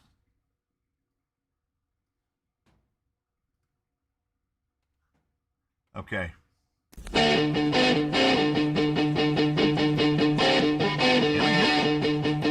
Oh, I don't know what that's gonna do. Oh wait, I can do this. There. Hopefully you guys didn't go too far over the cliff there. The Team Associated RC10TT is a high-performance trail truck. It pays tribute to the original RC10. It uses the gold shocks, gold chassis rails, white plastic, and the original RC10 livery. Does he mean livery? Racing, livery? hiking, crawling, camping. This is a great way to get outdoors and have fun with your family and friends. Looking at the new Team Associated RC10TT, this is what the crew does during lunchtime. We go down to our local crawling spot. Ooh, that front decal on the body is rough. I see myself having this on my backpack. Oh no! Did we have to? Did we need the mountain bike content? I'm not sure. Trick out of the box.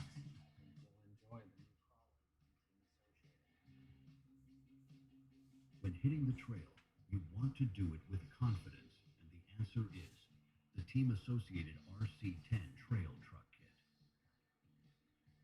Oh, when This I turn the Build It sound off, did Yourself it make kit it so you can't features hear it? high clearance portal axles with all metal gears and ball bearings. Emulating the legendary Team Associated Camel Yellow RC10 livery, the RC10 Trail Truck comes with a clear polycarbonate body and decal sheet. For traction and control on rough terrain, this trail truck comes with a set of officially licensed 1.9-inch General Grabber X3 tires and satin silver method 701 beadlock wheels. Handling the rocks is a 4-link rear and 3-link front suspension with panhard bar and is supported by aluminum gold anodized threaded fluid-filled shocks.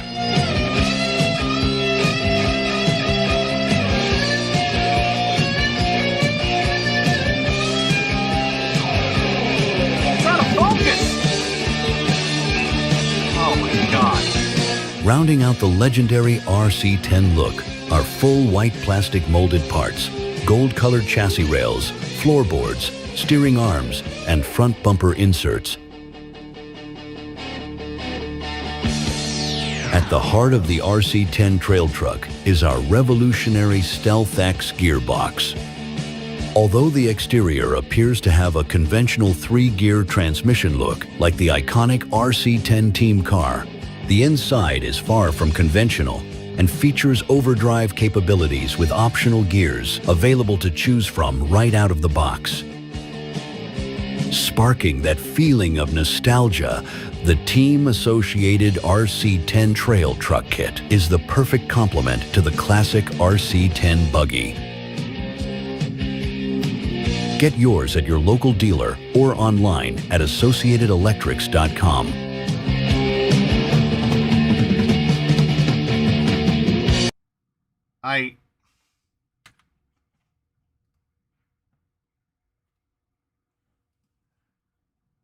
Where's chat? I've lost chat. Whenever I go...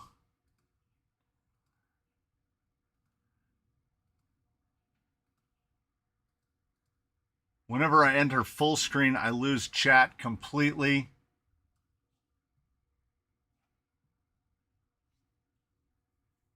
Okay, now I got to catch up because I couldn't really see.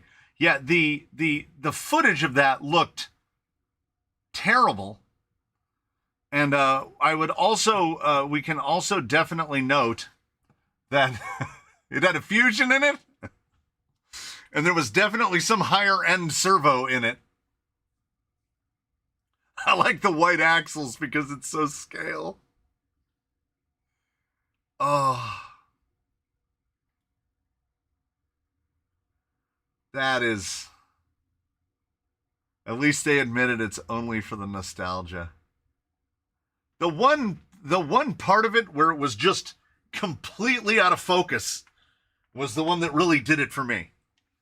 Like, I mean, I know I film in session. Sometimes when you're done recording, you know? Maybe don't use that shot. I don't know. Just a crazy idea I had.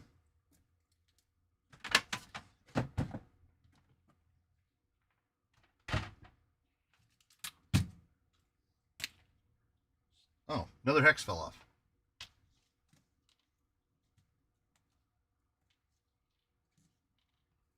I think I used just is it April 1st? I mean, did any of us really anticipate being wowed? And in fairness, they were careful to just call it the RC10 trail truck.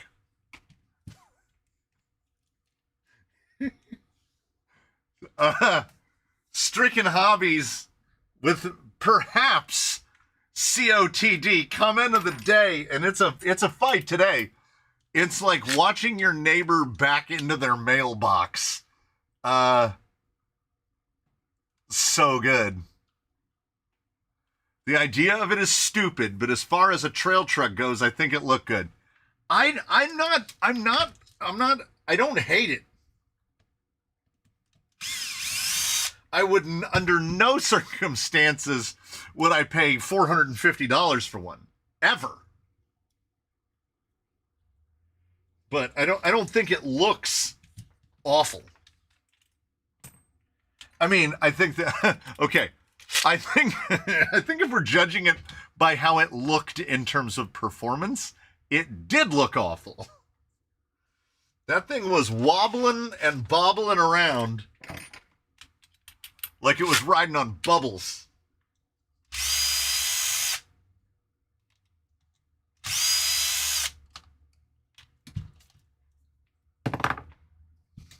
And what choice do I have, right? FMS sells RTRs. That's it. Hey, the Spaniard.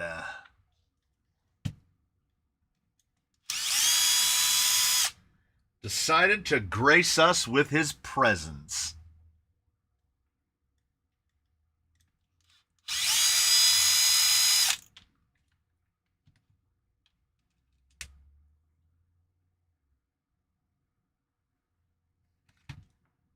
I think it's fun that they force me to buy RTRs White a la carte plastics would be nice. 100% agreed. Maybe the fluid-filled shocks have bubble juice in them. No, a fizzy lifting drink. I think that's what was in those shocks. I think it will sell out. Something different from that. Yeah. $450 though is.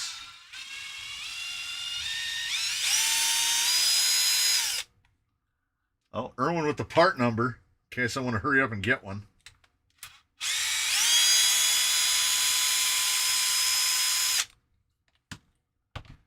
Nobody tell Hugo what we're doing. He showed up late, so he's got to figure it out.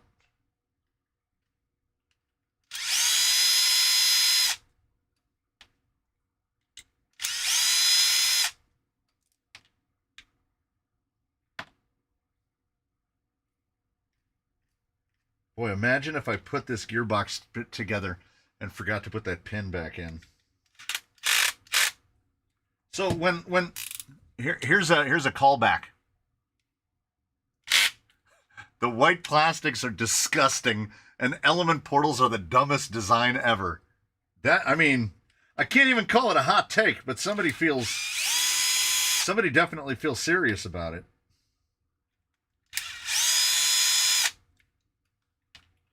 But I mean, look at what I'm taking apart right now. If you want to make so much as a pinion gear adjustment, and also this is the primary output pin out of the gearbox. That's what the quote-unquote spur gear, well, it's an intermediate gear, but that's what the intermediate gear attaches to, and that is might be a 2mm pin. I think it's smaller. I think it's like a 1.6. So all the torque of whatever you're, and look at that gear. Dry to the bone. I mean, bone dry. They don't go back together bone dry. Also, you'll notice in terms of designs, we'll take the two screws that hold the motor on. We'll take those out. Looks like M3x8s. Pop those out. Now, when you go to set your pinion mesh on the and also look at the bearing that intermediate gear rides on. Look at that little guy. He's a little guy. This, which I learned the hard way. I was just helping someone on the Discord through an extremely noisy vehicle, and as soon as I watched the video of him driving it, I said, that sounds exactly like when a Mod 06 gear and a 48 pitch gear are having a little bit of a party. My source for that is not knowing, when I bought the first one of these, that this is a Mod 06 gear. So I just threw a 48 pitch in there, and oh my God, it sounded like a rip saw. So lesson learned. So this is the way we do it. We know that this was flush out to the end, and these are actually pretty close. So that'll be right about there. I'll go out a hair more, just so we don't bite a gear.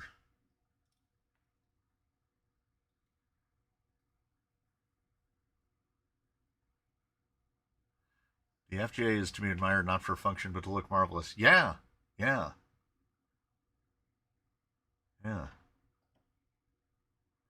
Many years ago, I was dyeing my RC10 white plastics black. Everything new is old again. Everything old is new again. Time moves in a circle.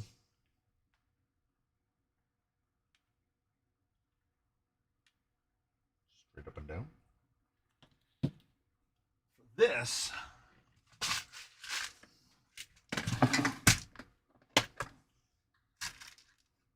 I've got these I ordered a box of these ages ago from McMaster.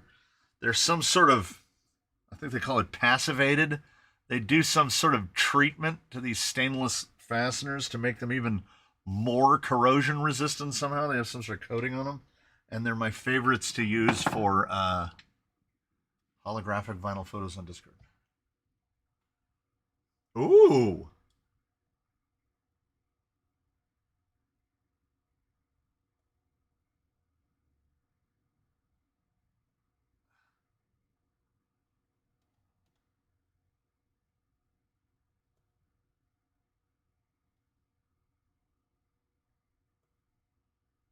Wait, is this like, do you have like 10 different holographic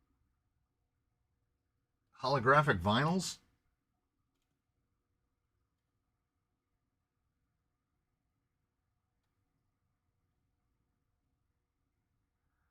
I like the I kind of like, I like the next to the last one and the last one. And I like the first one. The first one is cool. I need helping name my Jolly Green pre-order number 12. Interesting.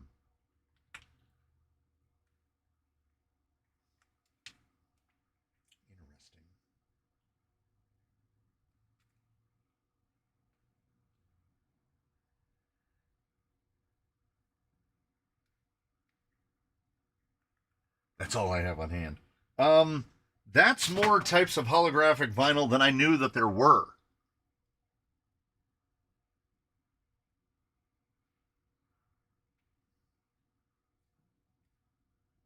I think I like the ones that are, well, as weird as it sounds, less rainbowy, less full spectrum. I like the first one, the second and third one, the fifth one, the ninth one, and the 10th one. If that clears anything up, which it does not.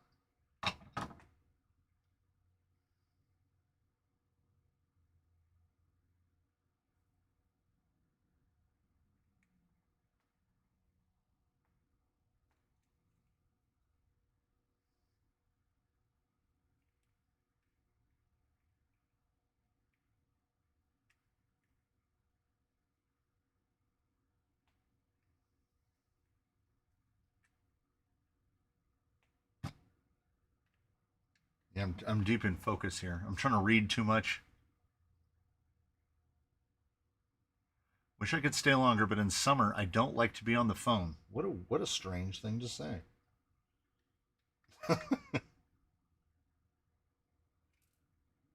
Oh, I heard it. I heard the pin fall out. Just when I got the mesh set. Oh my god.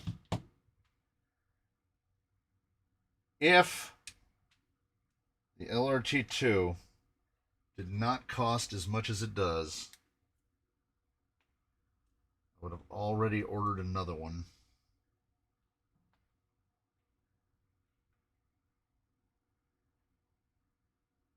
Drive from Vegas, probably closer to 4 hours. It's about 220 miles, I want to say. So, I mean, it could be like you get lucky and get about 3 hours, but we would always kind of allocate ourselves 4 hours. This is why I don't put grease on this thing before I assemble it. I shoot it in with a syringe because it will just fall. This is, oh, the supermodel, the L'Oreal supermodel. I forgot about that.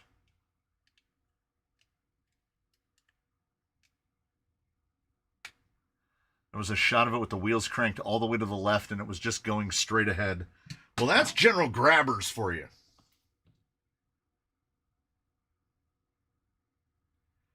Every time you breathe on this, the cross pin falls out.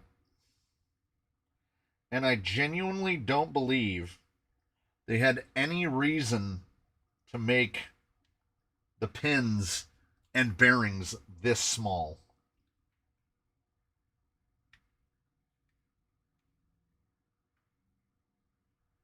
Now we have to put a screw in it. It's going to fall apart again. I said it earlier, you can tell your wife. She's going to have to cook out of pocket if she wants a bruise, but pink. She knows all nudges me. Well, here's why the wife will get no grief no matter what. It basically comes down to this. She is what enables this whole festival of nonsense. She enables this whole festival of nonsense to occur. Without her, none of this is possible. So when she said, and I mean, I need very little way in the excuses to buy another FJ. Can we talk about the fact that your wife wheels with you and actually interested in the activity? I have prayed all to the RC gods to soften my wife's disinterest. Yeah, I'm as surprised as anyone, to be completely frank. Speaking of which, I've been having a battle with Frank this whole week. He's been supremely frank this week. Yesterday, he woke me up at 4 o'clock in the morning. I was none too pleased about that. And the wife was like, well, you went back to sleep for a while.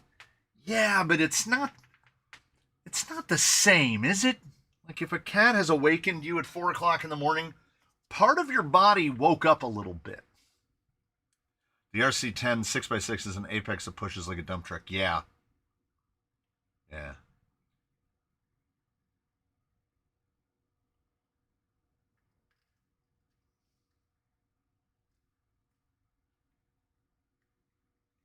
We're just we're making future regrets. I'm just pumping grease in there. Because not only did I replace Bruce's, but I have extra bits. So her gearbox will never actually need to be serviced, because when it needs to be serviced, I'll just take this gearbox out and put a brand new gearbox in it. I have 2 of them. How much of an RC10 trail truck would be left after making what you would want from it? Well, I would try to lean into the nostalgic nonsense. I would try to drive it as close to it as possible. I mean, you'd have to change the tires. Even out on a trail, those grabbers would fill you with sadness. So you'd end up changing those. But I wouldn't want to make giant changes to it, because at that point, you're like, why did I buy this in the first place? And so that's how a lot of them start to feel. That's why I make every effort to buy as few RTRs as possible. Except in the instances like this where I don't have a choice. And FMS, for a little while, I've never actually seen one for sale, but I know of their existence. For a little while, they did, what do they call them, Ready Set?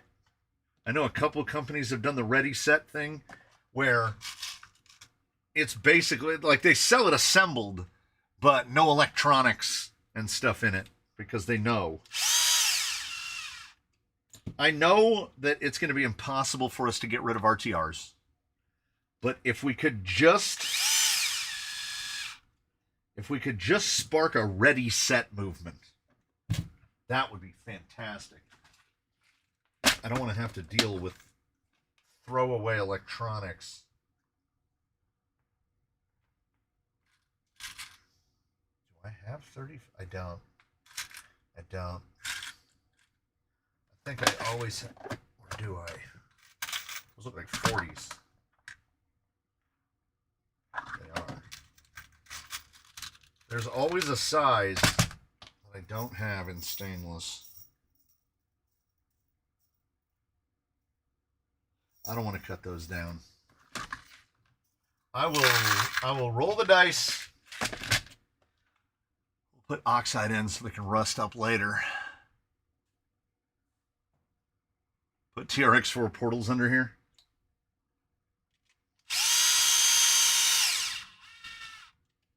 We'd definitely need more than the 1800. Good afternoon.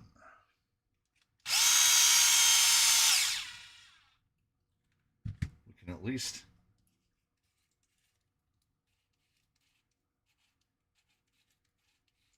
I put a lot of grease in there.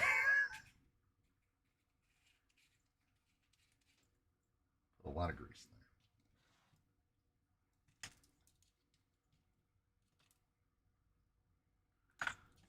there. That cup, that dog bone cup is just steel. I have a suspicion that that's going to end up rusty.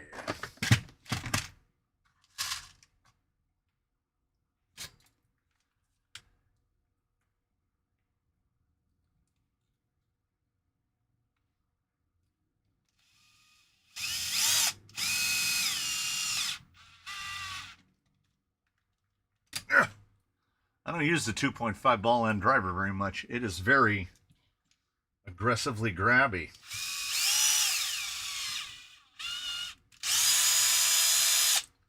Okay, that felt like it just stripped straight out.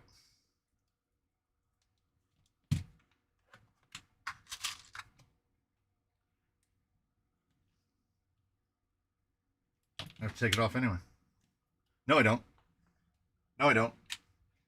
If I do have to take it off, it's not a problem. I have another one. She got the gold mine. I got the shaft.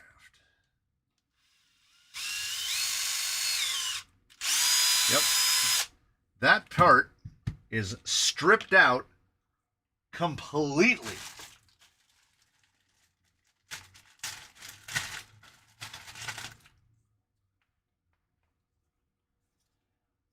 We have the technology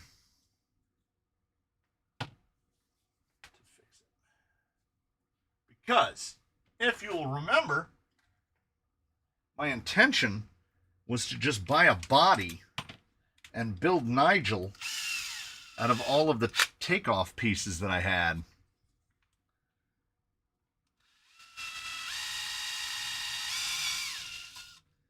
But I didn't. Because I built a shopping cart at FMS. Shipping was going to be like $60. So I just bought a whole nother FJ and sent all the extra parts to the UK. Except for the windshield. I just found the windshield. I know we poke at Vanquish sometimes, but that element being $70 more than a Phoenix Portal kit is bonkers. Agreed. 100% agreed.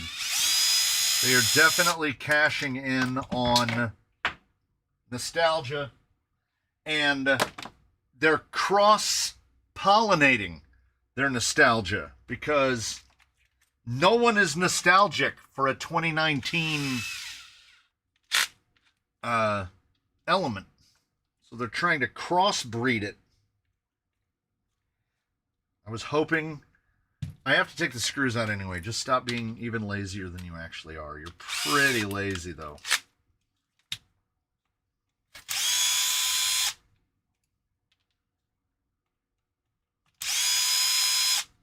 Yeah, we got to take the panhard bar off.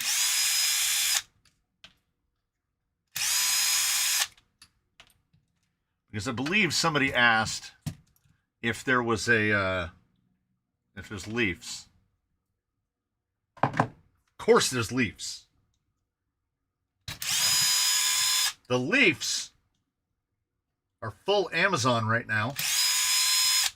I want to say the front set, which I just opened. Front leaf set, rear leaf set. If you want to buy the 2 leaf sets, it's $50, and they sell them together, and delivery will take 3 weeks. Or you can buy them individually, $25 for the front, $22 for the rear, and you can get them delivered in 1 day. Amazon. Aggressively Amazon.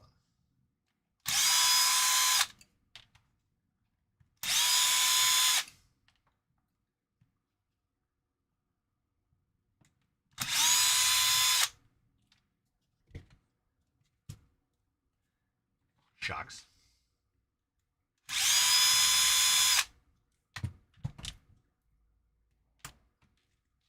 Ah, yes. The dampers. This is, you know, in the spirit of things like the RC10 TT. Honestly, what am I doing that's really that different? An FJ40 is $350, 50 for the leaf kits, so $400, and you are not buying performance. There's a bunch of stuff that you're going to throw away almost immediately, but it does look good, and it's my favorite trail vehicle by a lot.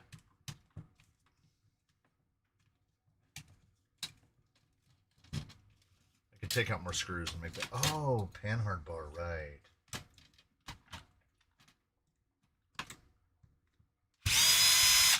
But I want to stick with stock axles for a little while. Let's pull that out.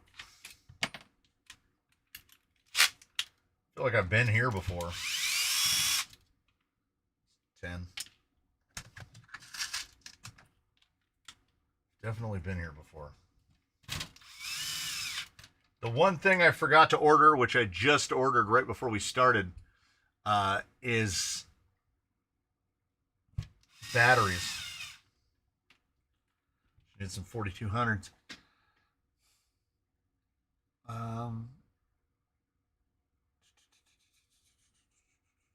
What screws did you use to repair the hubs on the Jolly Green in the Ghost Ride?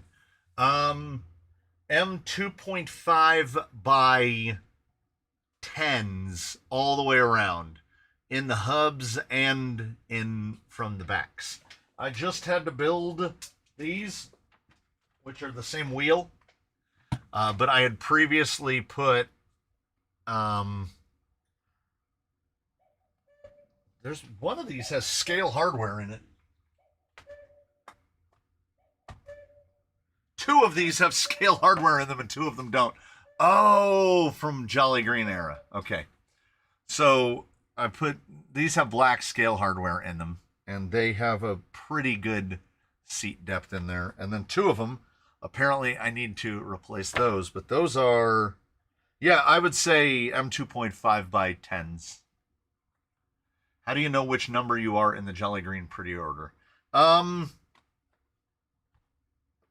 If you had asked and I had said in the past, I can't tell you from out here because my email boxes are independent of one another, and all of my Jolly Green stuff is in a folder in my email in the house. Are those Amazon clones of Ascent tires? No, these are, what are you kidding? These are Proline Maxxis Trepidors. These are real. There's your orange dot. I'm putting clones on this thing. What are you, insane? That's diabolical. No, God, no. God, Jesus, God, no. Amazon clones. It comes with categorically terrible tires. So we replace them. I got mine, but it didn't say. Oh, yeah. Once the distribution was settled, I don't know what happens. I never even see them. Well, I mean, I've seen a couple because they've actually physically been here. But for the most part, off they go.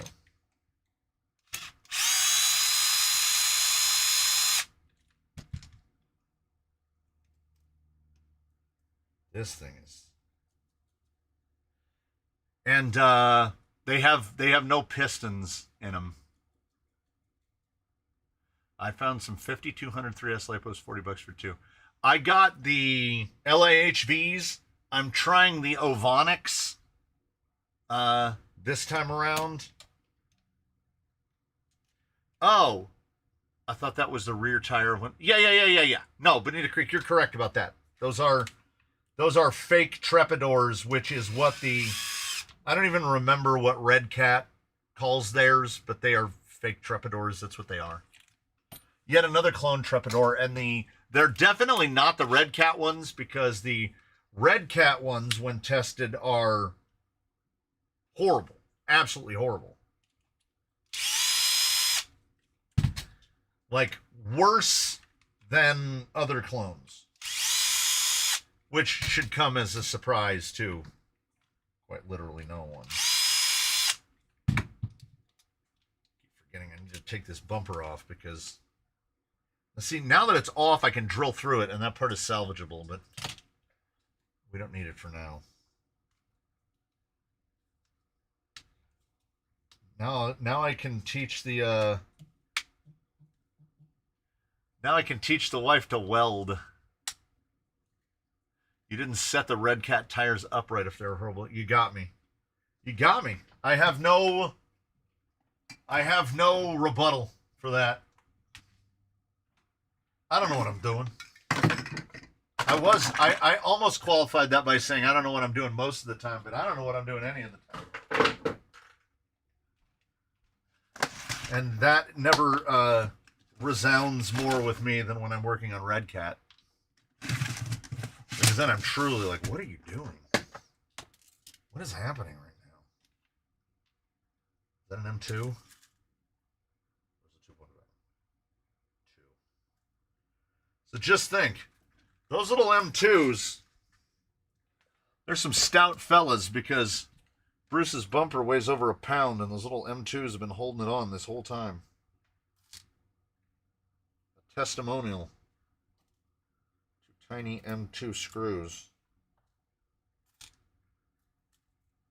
basically the front bumper on an FJ is held on with beadlock screws.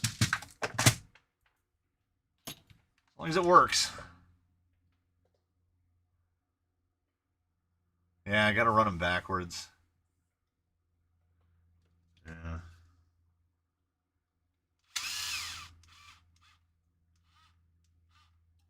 You know, my bad. I should know better. I don't think I have any M2s.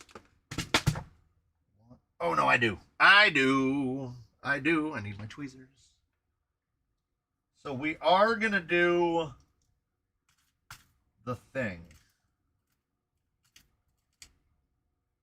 which is also in a bag right over here. RC Lions shock towers. We're doing the Bruce part of that because it's absolutely worth it. Yes, I have to cut holes in the bed in the back. They get better once they're feathered. Those tires get a lot better once they're worn in. Bruce's tires have just now begun to show a little bit of feathering after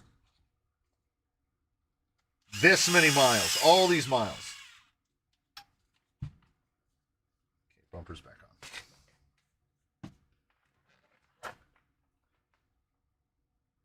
Those are changed. Yep, leaves are right there in the bags. This thing will never touch the ground linked. Why would it? she's already got a link rig.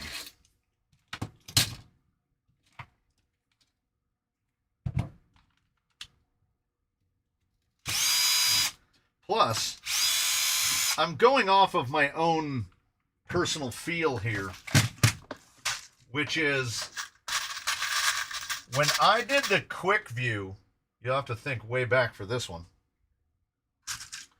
When I did the quick view on the FJ40, I was like, I mean, I guess it's all right. And I saw the Leafs, and I put the Leafs on, and I was like, wait a minute. Why is this so much better now? It's just leaf springs. Like, it shouldn't convert the feel of driving it this much, but this thing is supposed to be Leafs, and it needs to be on. All right. Hizzy heading out. We will persevere for another hour or so as I fill the spares bin with more FJ parts.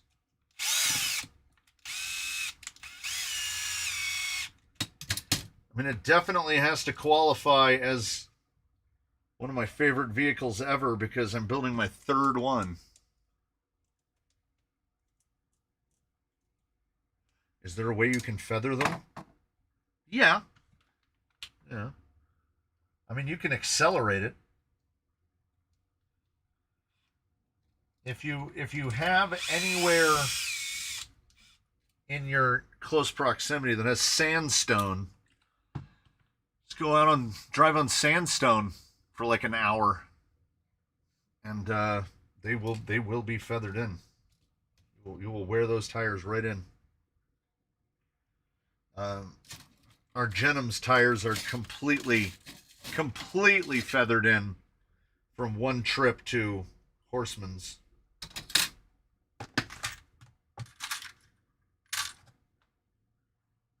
You don't need to do anything out of the ordinary. A couple hours of driving and they'll be well worn. Could you do it with like sandpaper? Well, the thing is, the sandpaper has so much grip. This takes me back to the days of turning down foam tires. It can be done, but I mean, you're taking the lifespan out of the tire.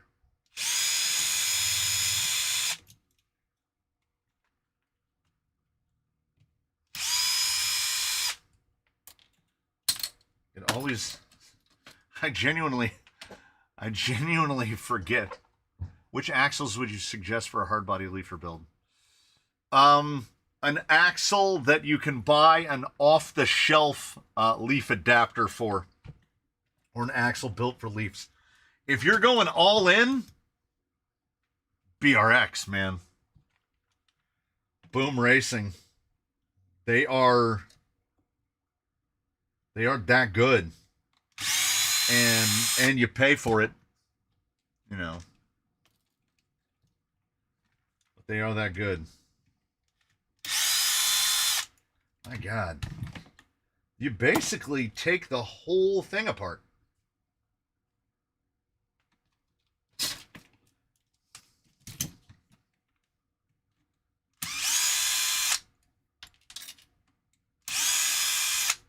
You gotta remember, the flat tab goes over the top. I try to put it together upside down all the time.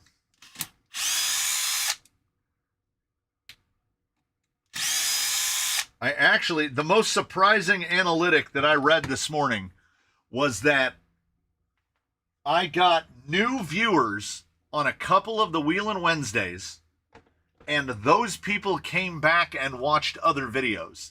I would not have anticipated that at all.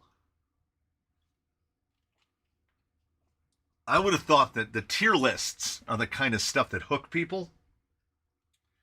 But if people are being brought in by Wheelin' Wednesday, That's our kind of people. I guess I could have just gone all the way down and just taken every screw out, because we have to take the center chassis out. We have to take all the links off. These are not shocks. They're coilovers with no damping.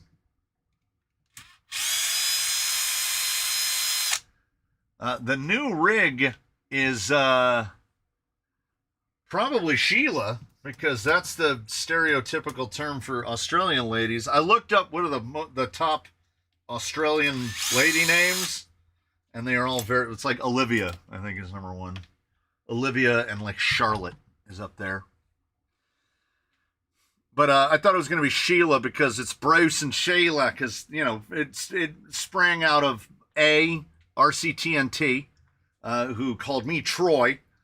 So I called him Bruce, because according to the Monty Python skit, all Australian males are named Bruce. So that was how Bruce got named Bruce. And I think Sheila is another cultural stereotype. So we can deploy multiple cultural stereotypes against the Australians. Rhino motor ESC versus Secure motor SCA. If cost isn't a factor, which one are you choosing? Secure. I'm going to get the Secure 120 because I can program it with my phone in 10 seconds. I never have to get a laptop out. I don't have to worry about it. The big advantage the Rhino has is a big whomping BEC in it. You can run pretty much any servo you want with that. But I tend to pair everything Outrunner with the direct power servo. So the BEC doesn't really bother me at all. I should have gotten myself a box. I just threw away so many boxes. And by that I mean little boxes, not the giant caverns that this thing came in.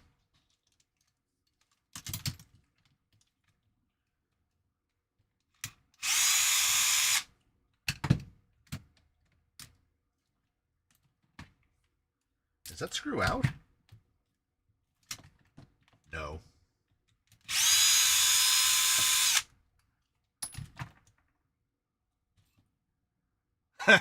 I'd love to go to Australia, but it's full of Australians. Yeah, you can solder it, and I've done it on one, and I have like half a dozen. It's not fun trying to get that solder joint. You can do it, but especially, you know, you have to use the qualifier if price is not an object, because typically the 120 is, the Secure 120 is $40 cheaper than a Rhino. You can just on Amazon pricing, you can get the Secure 120 and a motor for the price of. So what I tend to do is Rhino motors and Secure ESCs. I wished when building a leaf rig that the RC four-wheel drive scale shocks would not leak and actually work for the money. 100,000%.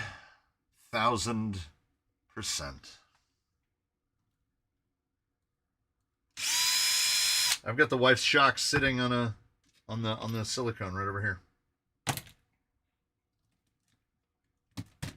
Just when I think I've removed all the screws, I'm going to do that thing again, by the way. I am done with toy cars today when this live stream ends. I am not even going to clean this mess up. I will come out in the morning and I will film a video centered around this. Sputter Crawler and Jimbo are both, get your jealousy hats on. Sputter Crawler and Jimbo are both supposed to be here tomorrow. And before they get here, I will film the next whatever this remains. I always, like, I get the thoughts in my head. Do I have another center skid? I'm sure I do. I'm trying to slow myself down. FMS box. Like, you know you've bought some FJ40s when you... Not just a bin, a full bin. Yeah, there's brand new. Doesn't even have... It's never been used, so there's that one. Not to be confused with that one. Also not to be confused with this one. And not to be confused with the one that I just removed from this one. And then there is a complete front axle. Okay. Not that it would make any difference. But, hey, thank you, Zilla. Thank you, Mr. Whitwer. I see you guys trying to snipe Ed. He's real quick, though. That guy's quick. Has anyone purchased a killer body? I have a chance to buy one for $50, but I don't know much about them. JSFEA, which killer body? Which one? Because they make Lexan ones, and they make full hard body ones. Almost regardless, you're getting your money's worth. Because I want to say the cheapest one is the one that I used on Blackjack. The one that's the Defender, the drop top Defender. That one's like $90.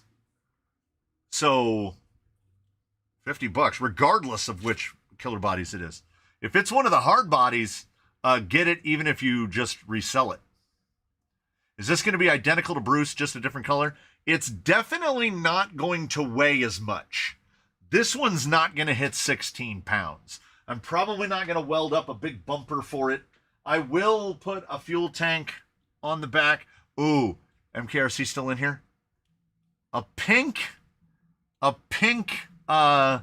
fuel can. I can try to paint one of these yellow ones pink, but a pink fuel can would be something else.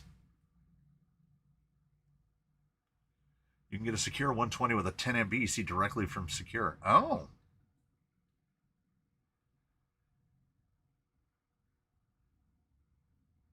If you're talking about the complete kit, don't do it. Yeah. Jerry can. Pink jerry can. So, I have a couple of these as I've bought the bits. Yeah, see. Full transmission. Full gearbox. That's Bruce's old gearbox. The temptation is always to trim all of the tabs off. To trim all of the link tabs off. Just for cleanliness. Thank you, Miata Commuter, for the 5. Yeah, Hugo got hit last week.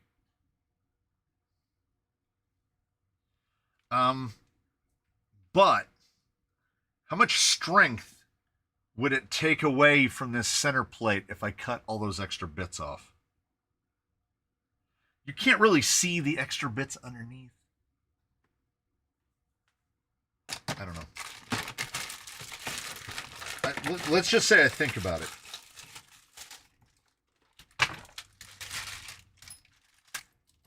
Bag of non-shocks. Bag of links.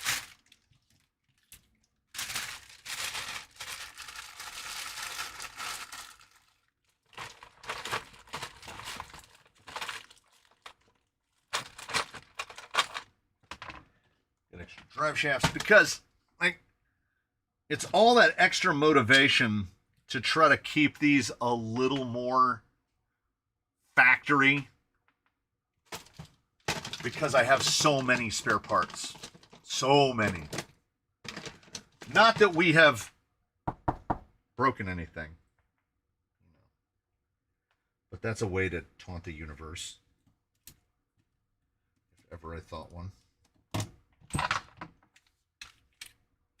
Couldn't you just take chunks of plastic and fill them in Santa shape?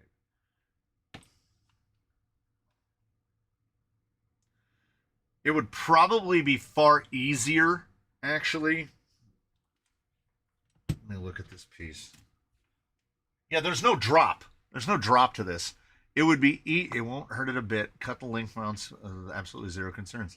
Hey, I was gonna say that's a piece of Delrin with 2 holes in the end and 4 symmetrically placed holes in the top, and then it's just flat, and then it's done.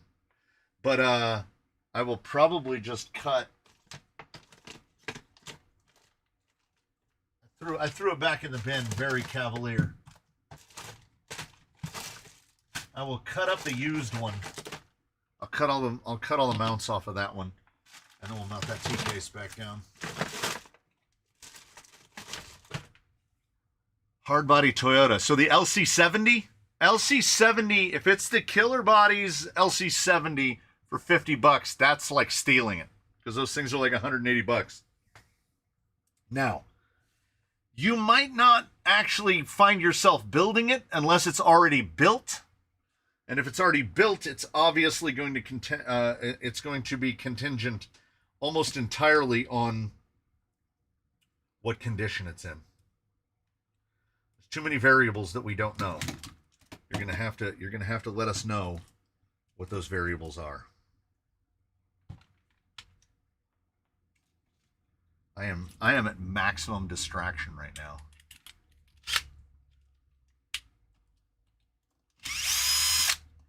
I am too nervous, though, to cut that mount off. I also think it's not really very obtrusive. It doesn't really stick out. But I don't know if the inside of that... It looks like it's a separate piece of plastic. But how is that held on? I don't know. I'm not going to mess with that. I don't trust that.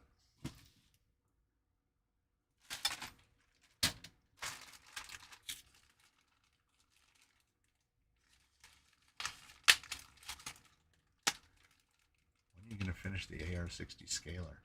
I don't know who that's directed towards, but I don't know in the AR-60s. So someone other than me, I guess. Yeah, it's going to be impossible to keep this stuff separated.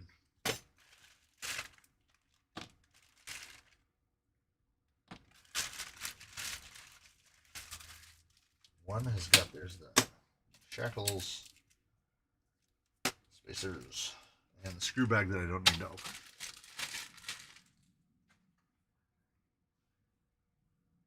Don't forget to peen the U-joints. Oh, yeah, they do come apart, don't they? They do come apart. I usually just use, I go like, pow! I go like right on the edge of it and just bang so that they can't slide apart. I almost forgot about that. Those pins would fall out. He's been out 3 times now, so I must have done Nigel's and just forgot about it. Otherwise, he would have fallen apart.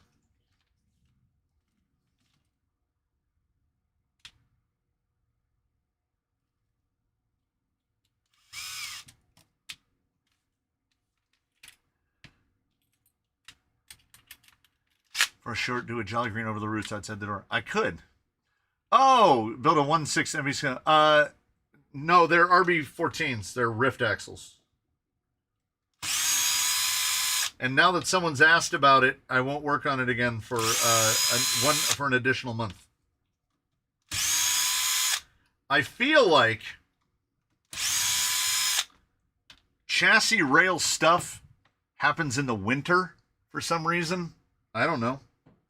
I have a number of rails that I intend to cut. I've got to cut Chuck Hurley's rails. I've got to cut the rails for the scaler. I have another rig that I want to cut a set of rails for.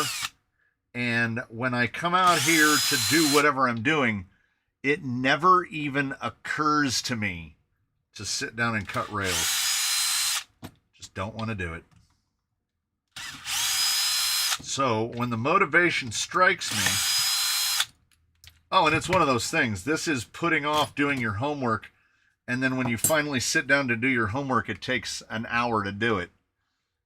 So that Jeep body will have sat, that Willys body will have sat down there for over a year untouched. And sometimes that's just how it be. When you said you didn't start cutting rails till spring. Yeah.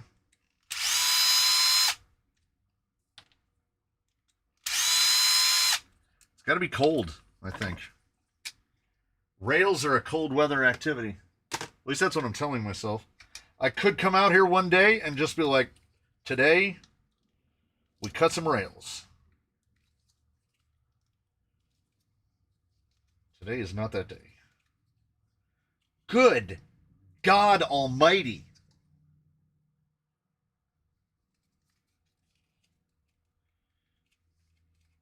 I'm gonna break this bumper.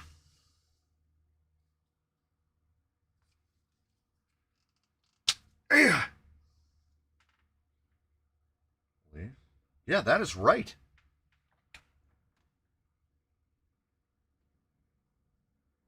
Yeah, that's right, just like that. I was starting to think I was putting it in upside down.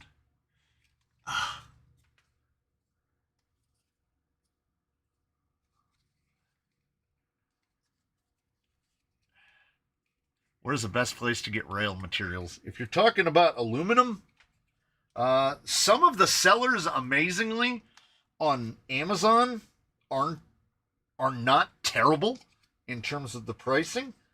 The best possible option is going to be a local metal supply if you have one, because every metal supply will have a remnants section. I get remnant 5052 grade aluminum. I like it. It's a little easier to work with than 6061.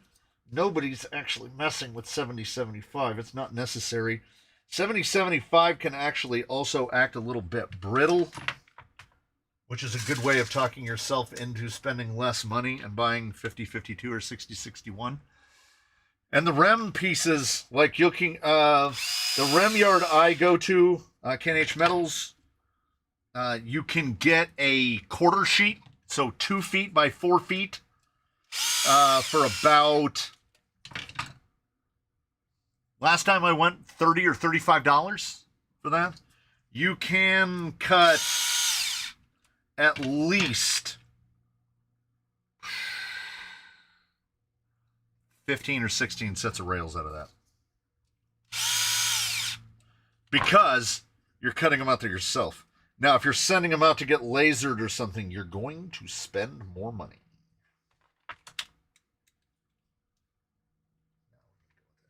No, we're going to go to 12s. We're going to go to 12s. I had an odd urge to do gardening for about a week after I got 2 RC excavators, funnily enough. 1 hour's work took all day and lots of batteries.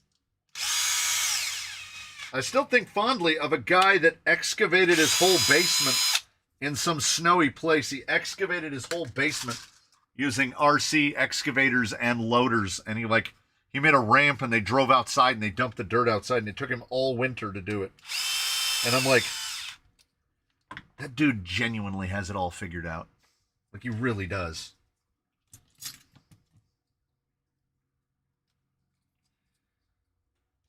We might as well start putting this together piecemeal. Like, we can get the chassis assembled. Speaking of rails and cutting, couldn't you use plexiglass for testing? Yeah. But I mean this with no disrespect intended at all.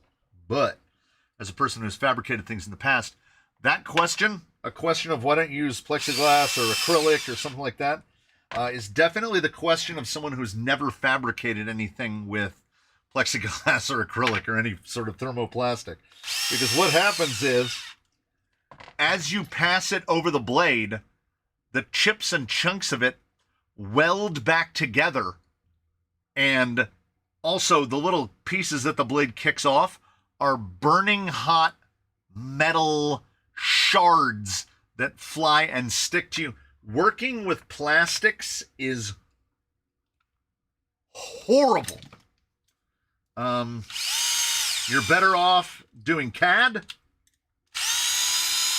cardboard assisted design, or hardboard is an excellent choice. tempered service hardboard, this stuff right here. Brown board, 1/8 of an inch thick, cuts like nothing. Just cut it up, make your shapes. I tend to just, you know me, just dive headlong and just start cutting up aluminum. Because in the grand scheme of things, $35 worth of aluminum means that each rail is going to cost between $1.50 and $2. When we're talking $2 a rail, just cut the damn rail. Just cut the rail. Otherwise, it turns into a situation of pinching the pennies too hard.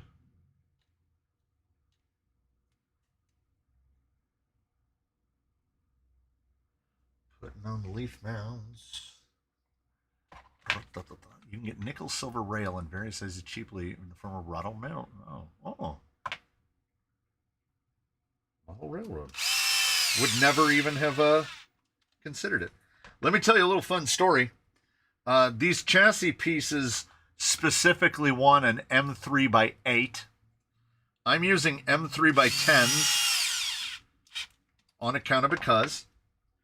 What happens is when you hog them in with your little power driver here, and then the head of it just passes out like that, when it goes into your finger, which is on the other side, the end of that thing is very hot, and I've definitely branded myself right in the middle of the fin. There's a little circle right there from where a molten hot, like I will have my finger over it because I'm trying to hold the plastic tight, and I will thread that in, and usually I don't move out of the way, and then that goes right into my finger meat. Give yourself a little brand. But the goal is always to have to disassemble this. Never. Ooh, that's a good question. RC family, have you seen any of the new Louise tires over there? The 6-gear, the other one that I can't. There's 3 of them. There's 3 new Louise tires. You need to get on testing those because if you can get them, because they announced them like early, like the very beginning of this year.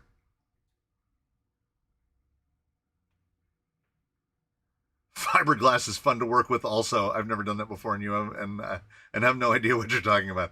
Fiberglass is miserable. Miserable. Oh my God. I built speaker boxes on and off for probably 30 years, and I hate anything I have to do with fiberglass. It is miserable. I wish I could leave you. I mean, I could. You're either going to be. You're going to spend about where do you get these syringes? Amazon. If you search for 20 ml syringe, they come little sealed in little individual bags, and then you want to take the needles that they invariably come with, throw them away, and you want to order yourself what are called blunts. This is a 10 gauge, I think. Yes, there's the 10. This is a 10 gauge blunt, and they make the blunts in every size. Like I've ordered all of these needles, and they're what are called lure lock. So they go like that.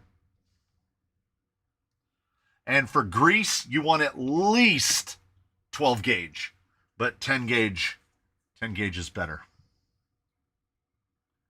If you're working with fiberglass, be prepared to itch. I would rather roll around on top of some Owens Corning than deal with matte and resin. It's just horrible. It's so sticky and so stinky. Oh, I was gonna say I could put the I could put the terrible Associated video back on for you, but I'm gonna take this over. I'm basically just going to feed this into the sander and just take that off. Mostly because I have a spare one, and I just want to see what it's going to look like. So, I don't know. Oh, Team Revolt's going to bed. See you later, Erwin. Get yourself a frosty beverage or something. I'm gonna make noise over on the other side of the wall real quick because I want to put the rest of this chassis together.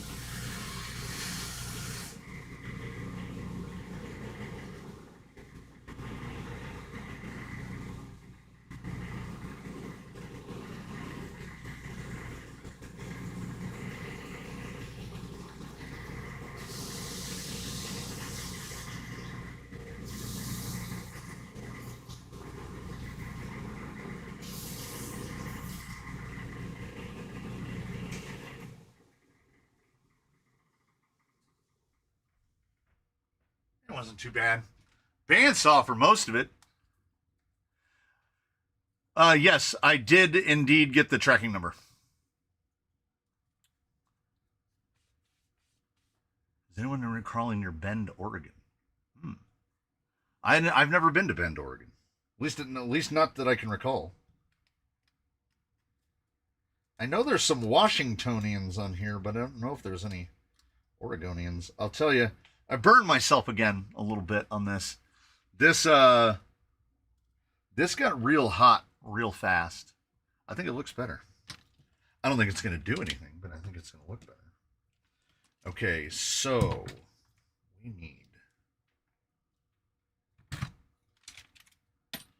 need to make sure we put it back in the rails correctly. So that's the front axle. So this is the front. So the two little nibbles go to the front. Two nibbles to the front. I'm trying to get everyone to say pink rails. I would not do pink rails.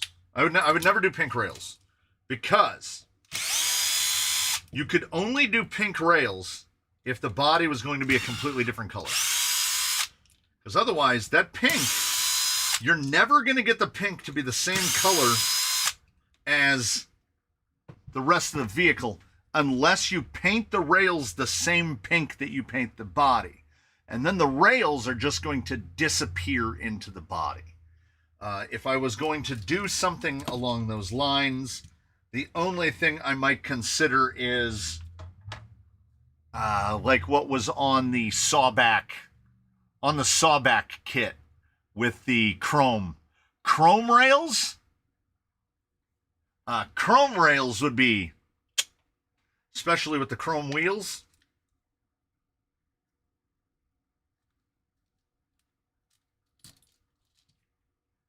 But yeah, mixing colors. We learned this in wood. What color pink did you decide on?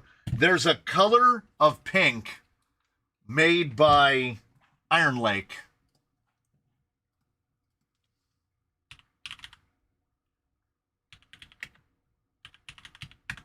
called, let's see. I think I'm going to an Australian website.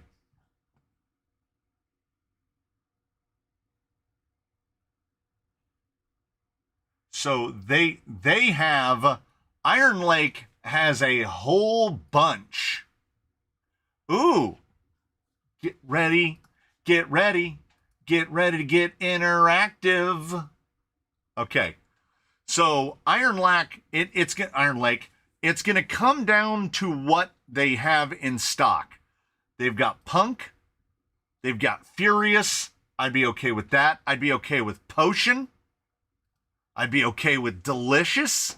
I know that our local one has Fluoro Pink, which is angrily pink. And their Fluoro Red. Oh, wait, that looks way more red now. I would go as far as Guava. It's going to come down to what color pink. I would like Delicious would be my number 1 pick. That's a nice pink. And then I think my number 2 pick would be Punk, which is like a more saturated pink. But it's going to come down to what does the local Michaels have? What have they got? Yeah, neon pink. Neon pink would be great.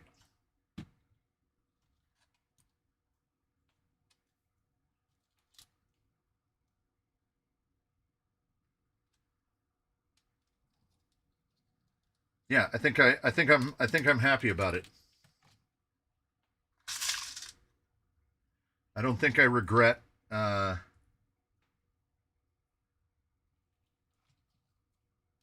the tabs off. Oh, already waiting. Oh, that's a shame. Yeah, the fluoro pink is neon. And I know they have that color because we've bought that color before. Yes. Oh, we'll be there together. She will definitely be involved in the process because this is not my first rodeo. I ain't no sucker.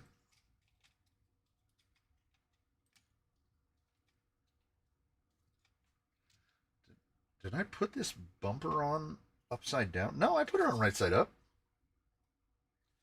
It's really fighting me here.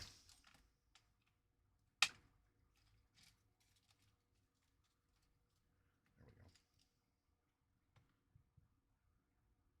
I think I am going to need some 8s. Maybe not this rig, but a pink Trapper Keeper design. That would look sweet. Yeah, it would. Yeah, I think the cut down skid is... The cut down skid also... oh, I can't put those in. I'm thinking ahead because I've done the leafs before. Those screws hold the leaf hangers. So don't put those in yet. Is Sheila going to have earrings hanging off of her mirrors? I have like 4 sets of the side view mirrors, and I can't bring myself to install any of them because they would get ripped off basically immediately. Look at that.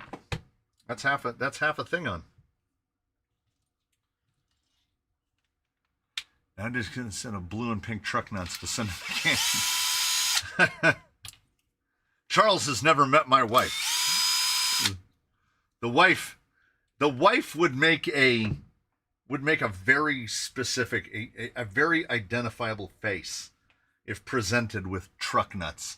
She would go, ugh. Ugh. She wouldn't make it audible.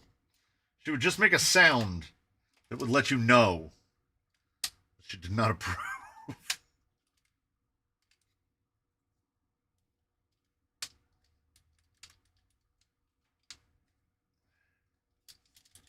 We're rebuilding it better. Because we're going all stainless.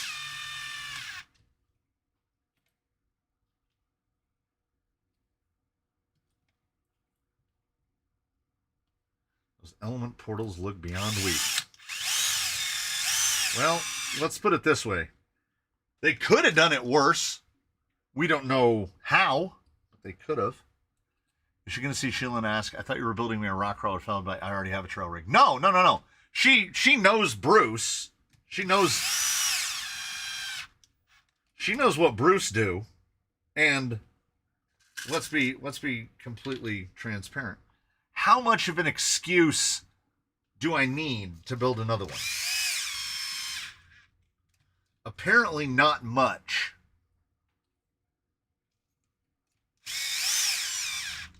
Because here we are. I was going to say something foolish like if I wish this about this.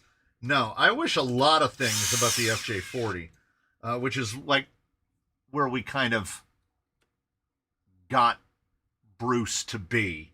But this is the way I look at it. Even if not using the drivetrain, which Bruce doesn't, this one will. So on this, basically, I'm being a vehicle. Oh no, she expressed learning how to crawl. For trailing, you will win the tipping wars once Sheila gets out on the trail. I don't know. I'm not sure, because you got to think, we've got all these miles of Bruce experience. So this thing is getting the TRX4 towers. Here are the 10 Pro shocks that I need to rebuild. Those are going to go on there. It's going to have the 2 holes cut in the floor. It's also not going to weigh 15 pounds. I take it you won't put a Team Ass decal on the back.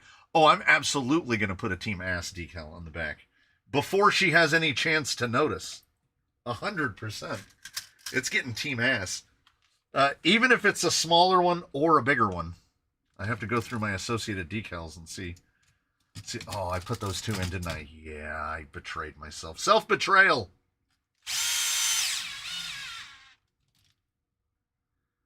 Screws I just put in that I got to take out. I just found an 85 4Runner lightly rolled for a good, just lightly rolled. Do you think Mrs. C would run the Class 2 tire test protocol for her real rock crawler practice? I mean, that's not a bad idea at all. Because we know what it's supposed to look like. Will there be more jumping noises? I'm sure there will be. I'm sure there will be. Still need a Crawler Canyon sticker? Oh, you have to send me an email. It's pinned on the Discord. You need to send me an email. And that email has to have a specific format. Because I get too many emails that are like, I would like some stickers. And then that's all they say. And I'm like, oh. This rail, for some reason, is not sitting down on this thing. Almost like it's stuck.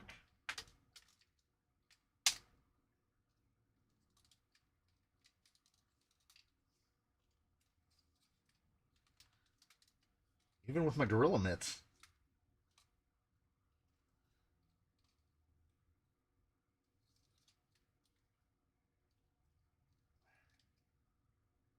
What is going on? Try another 10. The cool part about putting on this effort and time, she'll most appreciate to have a rig as good looking as Bruce. I hope so. I hope so.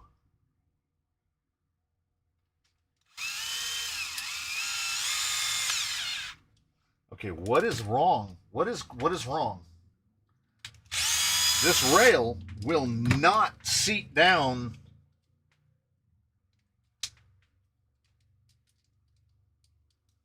We might have to quick grip it. We might have to quick grip it.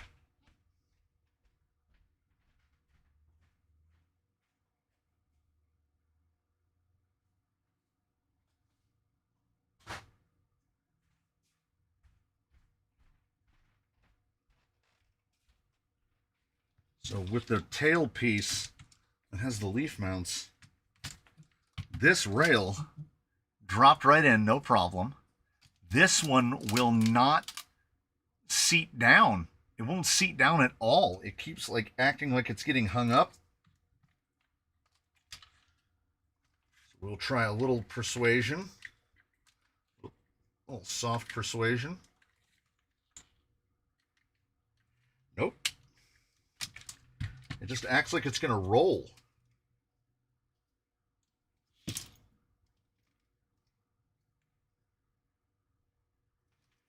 I'm getting close to just getting a hammer. Just get a hammer.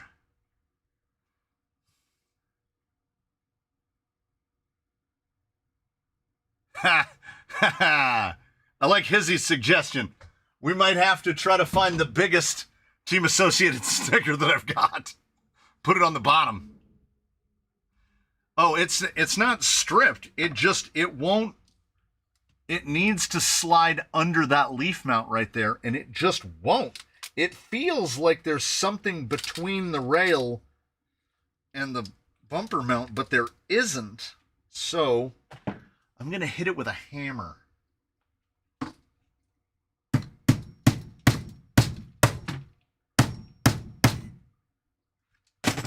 Est-wing for the win. What fell over? Something definitely fell over from the banging. Nice. We fixed it. That is precision implementation. But hey, I used a hammer for hammer things, so that's winning. We weren't smacking on it with the end of a screwdriver. YouTube question. Do you record straight through, then delete a bunch, or turn off the camera on and off each time? Trying my hand now at some how-tos, and editing 2 hours of video is sucking. I also ramble, it seems. I can't even relate. What I do is I record on a camera called the Canon M50. I have 2 of them, as a matter of fact. Camera 1, camera 2. Camera 1, camera 2. Camera 1, camera 2, camera 1. I have 2 identical Canon M50s. And because a Canon M50 is not explicitly a video camera, it can record files that are 29 minutes and 59 seconds long. So it can basically record one file that is 30 minutes long. So it is my effort to make an outdoor portion of a quick view or other type of installment take place in one bit of recording. You'll notice about 10 minutes indoors, 30 minutes outdoors. You have yourself a 40-minute video. So I just let it run, and each transition between stations is only about a minute total. Some are less, depending on how close they are to each other. So I just run it in one shot. If you have yourself something new and fancy like this one, the R50V, this can record 2 hours, and it gets me into trouble. It gets me into trouble, which many of you will see on Sunday. Because, a little bit of a spoiler, the video on Sunday was filmed over the course of 3 separate non-consecutive days. So I had no way of paying attention to how much I was recording.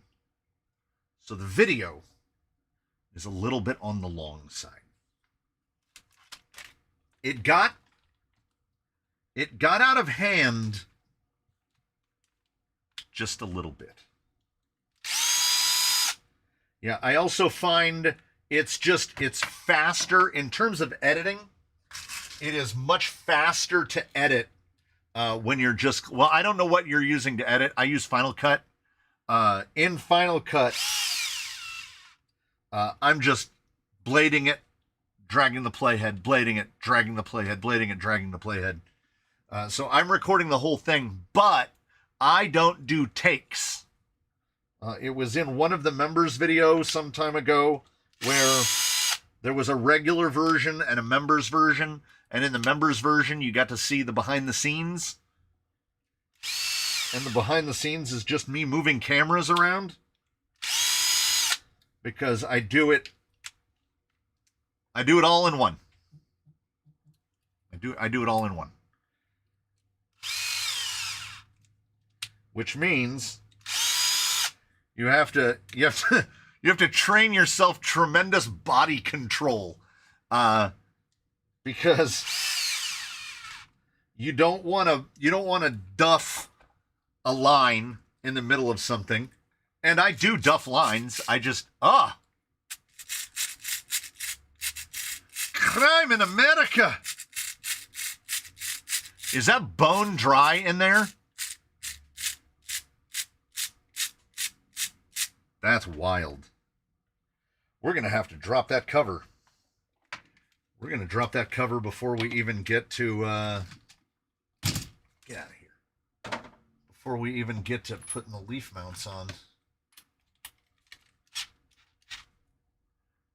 50, oh my... It's $315? What?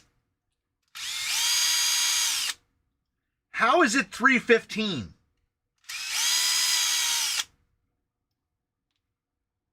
That is untoward. It was like $220 like 5 minutes ago. My FJ had zero grease anywhere. Oh my God. That's bone dry. There's not a speck of grease on that. I use a DJI Pocket 3 after using DSL and mirrorless for years, and honestly, I only miss the nice cameras sometimes. I won't go to action. I don't like them. I use the GoPro for Wednesdays, and that. Oh, this is what I'm doing. I use the GoPro for Wednesdays, and that's it. I can't imagine using it every day. I like the cameras. I love my cameras. Okay, this piece is indeed held on by a screw. Screw comes in from the inside, which means we are definitely leaving it. Because if you remove it, then there's going to be a screw hole, which I guess you could fill with a set screw, but how about we just don't fill it with anything? Is this handed? No. Now I got to try to find M2s again.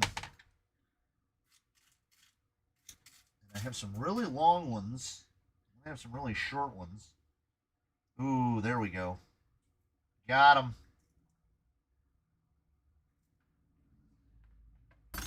I don't know. There's something... Does that just say boobs?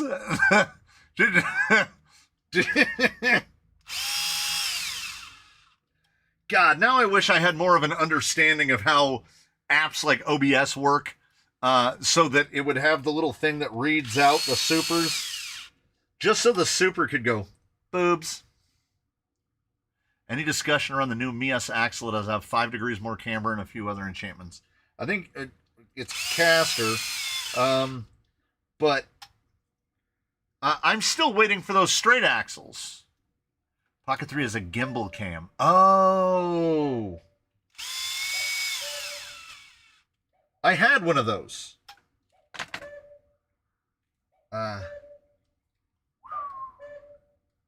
Greasy. Yatta! Today is a good day. Today, on the list of days, is a good day. Those new Vanquish axles are going to cost as much as Vanquish axles. Oof, the Mias. I hope not. The Mias offset, the Mias four-wheel steer Capra set is one of my favorite axle sets in existence. You would think that by now they would have fixed that sloppy pin. And maybe they have, but we're not going to find out.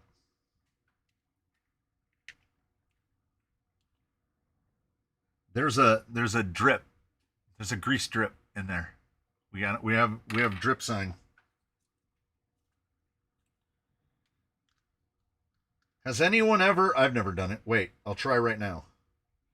1, 2, 3, 4, 5, 6, 7, 8, 9, 10, 11, 12, 13, 14, 15, 16, 17, 18, 19, 20, 21, 22, 23, 24, 25, 26, 27, 28, 29, 30.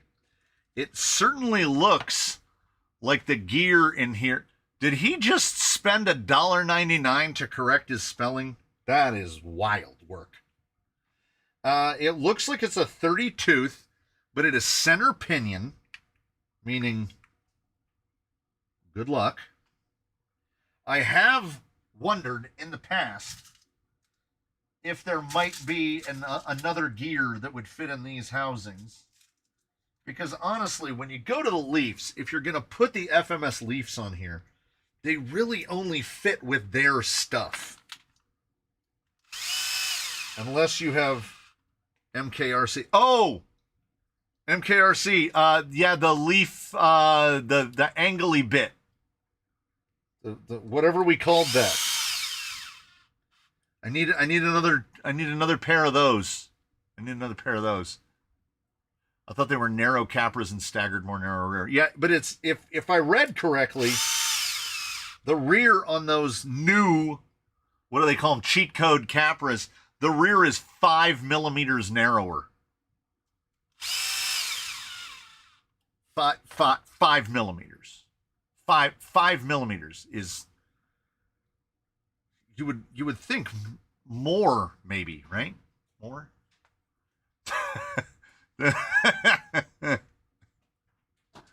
This is, oh, we got to see what the top fans looks like after all this battling. RC Zilla way out in front. Who knows how this is actually computed? Not I. Yeah, we got to set this. We got to get this thing equipped. I am going to do a thing right now, which is, I think the drive shaft holds it.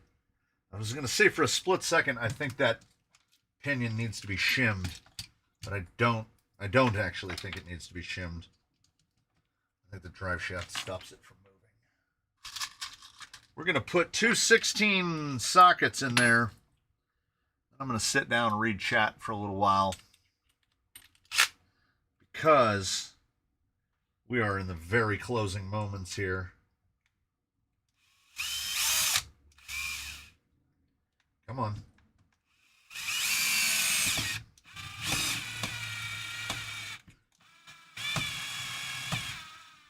Ugh. That was camming out a little bit. Is this how we're doing chat now?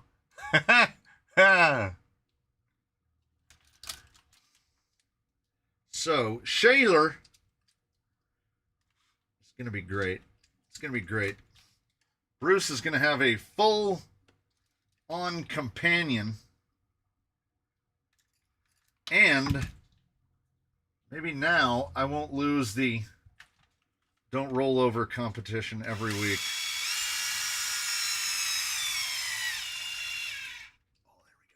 Oh, Garland.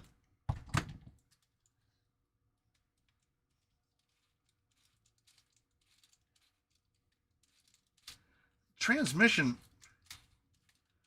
gearbox, whatever we're calling it, that thing feels a little raspy. I am gonna backtrack on my previous. Thank you. I would like to issue a thank you here early on here for all of you lunatics that keep super chatting away. I feel like I'm in the Harpists live stream where people are just super chatting away. It will all be you of all have all made, like, you paid for this. I mean, you make this, the whole thing possible. I don't want to get too mushy, but it is true. RC family, no, I would say probably we film Wheelin' Wednesday on Sunday, so this next Wheelin' Wednesday will be filmed day after tomorrow, so on the 27th. Hopefully we should see this the following Wheelin' Wednesday, depending on stuff like paint, depending on if I have all of the parts to make it work, which I think I have all the parts to make it work. I'm pretty sure. Fusion 1800, we're going a little bit different this time because only for one reason and one reason alone. I would be putting the AGFRC 32 kg in here, but I put it in another vehicle, and I don't remember what I put it in because I would thief it, because she runs a Reefs 444 in Jade, and it's been great. Fantastic trailing servo. I think this is the first time I've ever bought the Flash Hobby 35 kg V2, which will be plenty, because if I know anything about the FJ40s, well, you have a damn $250 transmission, Bruce. Of course the F1's gonna. All right, fair enough. I don't really, and see, more stuff learned from Bruce. I used to have Bruce set up this way, so the servo horn was out here. It made it so when he was at full lock this way, if he articulated up all the way, his leafs would hit the servo horn. So recently, when he went through Sox Bop, he got it flipped around this way, and what a difference. Like I say, there's an unfair advantage here, and that is Bruce. Like, we're building Bruce's companion, and we built Nigel since as well, but Nigel got to stay 4-link. This servo, ooh, we might have a sticky. The Flash Hobby case, as you can see, is just a square. It's a square. Most of the servos will have the little rounded edges. I don't know if I can fit this thing through the servo hole. Well, first off, we got to trim these tabs back here. You won't see any blood fountain out on screen. I mean, if you wanted to, but I've gotten fairly good in recent years at not opening myself up with number 11s. Drying his tears of joy. She's at work right now, and her whole day is full of meetings, and it sounds terrible. This is as close as I have to a weekly meeting, and it's fantastic. I don't know if this servo is going to fit. I mean, we're going to make it fit. But I believe, so it fits into, can you see it? Yeah. There's a little gap. This thing only uses 2 screws to mount the servo. Just here. And the other part is held in by that little tab. I don't think this tab on the Flash Hobby will actually fit in that notch. I don't think the notch is big enough. But I'm going to force it. So I am going to have to get in there and Dremel the slot out wider to fit there. And hopefully this thing will be able to rock in and run this Flash Hobby 35. But we will check the contingency.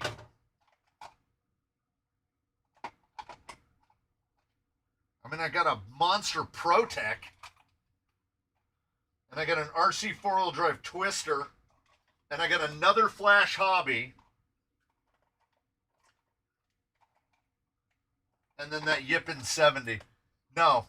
So the other 444 is in, I think one is in Jade.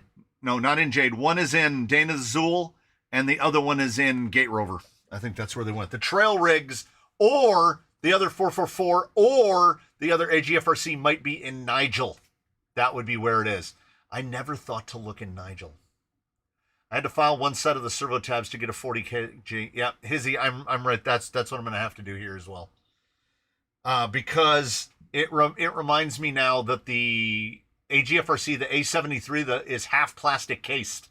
So it just, bloop, it just drops right in. But this 35 kg will be more than enough. I will film an episode or two of getting the stuff put together. Maybe we'll go through the paint process. We'll do the usual. We'll do the usual things. Use the ProTech. Just give the wife like the problem with the ProTech is the ProTech's a little brisk. I deliberately shopped for a servo that was a little slower. I didn't go for the 45 kg because it's too fast. And I don't want, I mean, I guess I could do it via Expo, but I don't think, does the RC4 have servo speed control in it? I don't know if it does. The 444 is relatively fast, but she's used to using it in a TRX4 that's running on 465 high 2.2s. This is going to be a lot more wibbly wobbly for sure. Even being, so what I did for her tires, because if you're building an FJ, if I'm building an FJ, I'm putting it on Treps. It's going on these Treps. They're perfect. They're absolutely perfect. So these wheels were left over from when we attempted them on Jolly Green and they were too heavy. I have 8 of them and I can't recall where the other 4 of them are. They're here somewhere. They have the non-Injora silicones, the reds, and they were so close to filling it out that I took fridge foam, fridge mat, and hey, I might accidentally turn the gyro on. I've done it before. I cut fridge mat, and what I did was I took the silicone and I got my handy dandy. Ooh, that's fun. I measured from edge. I measured from there to there. And if you notice, that's right about 2 inches.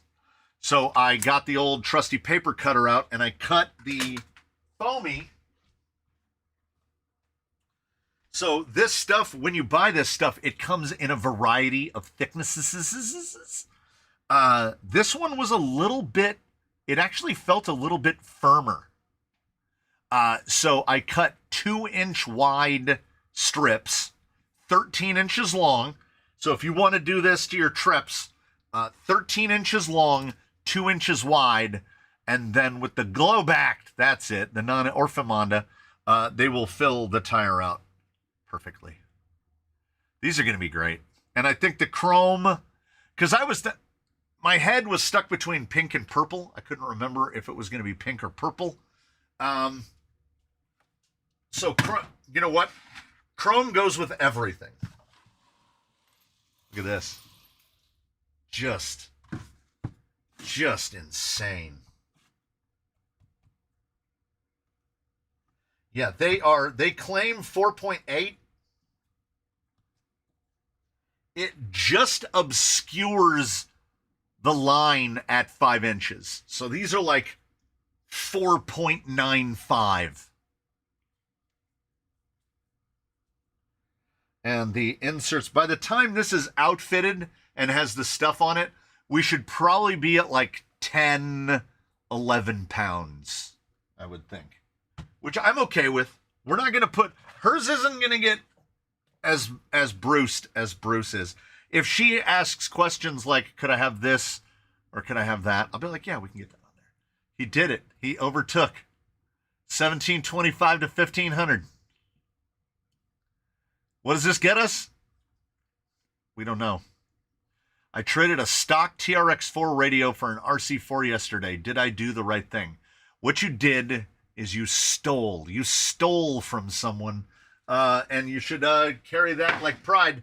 Hopefully that person, you got a good deal, and hopefully that person will learn from their mistakes and not do it again, because that's crazy business as far as a trade goes.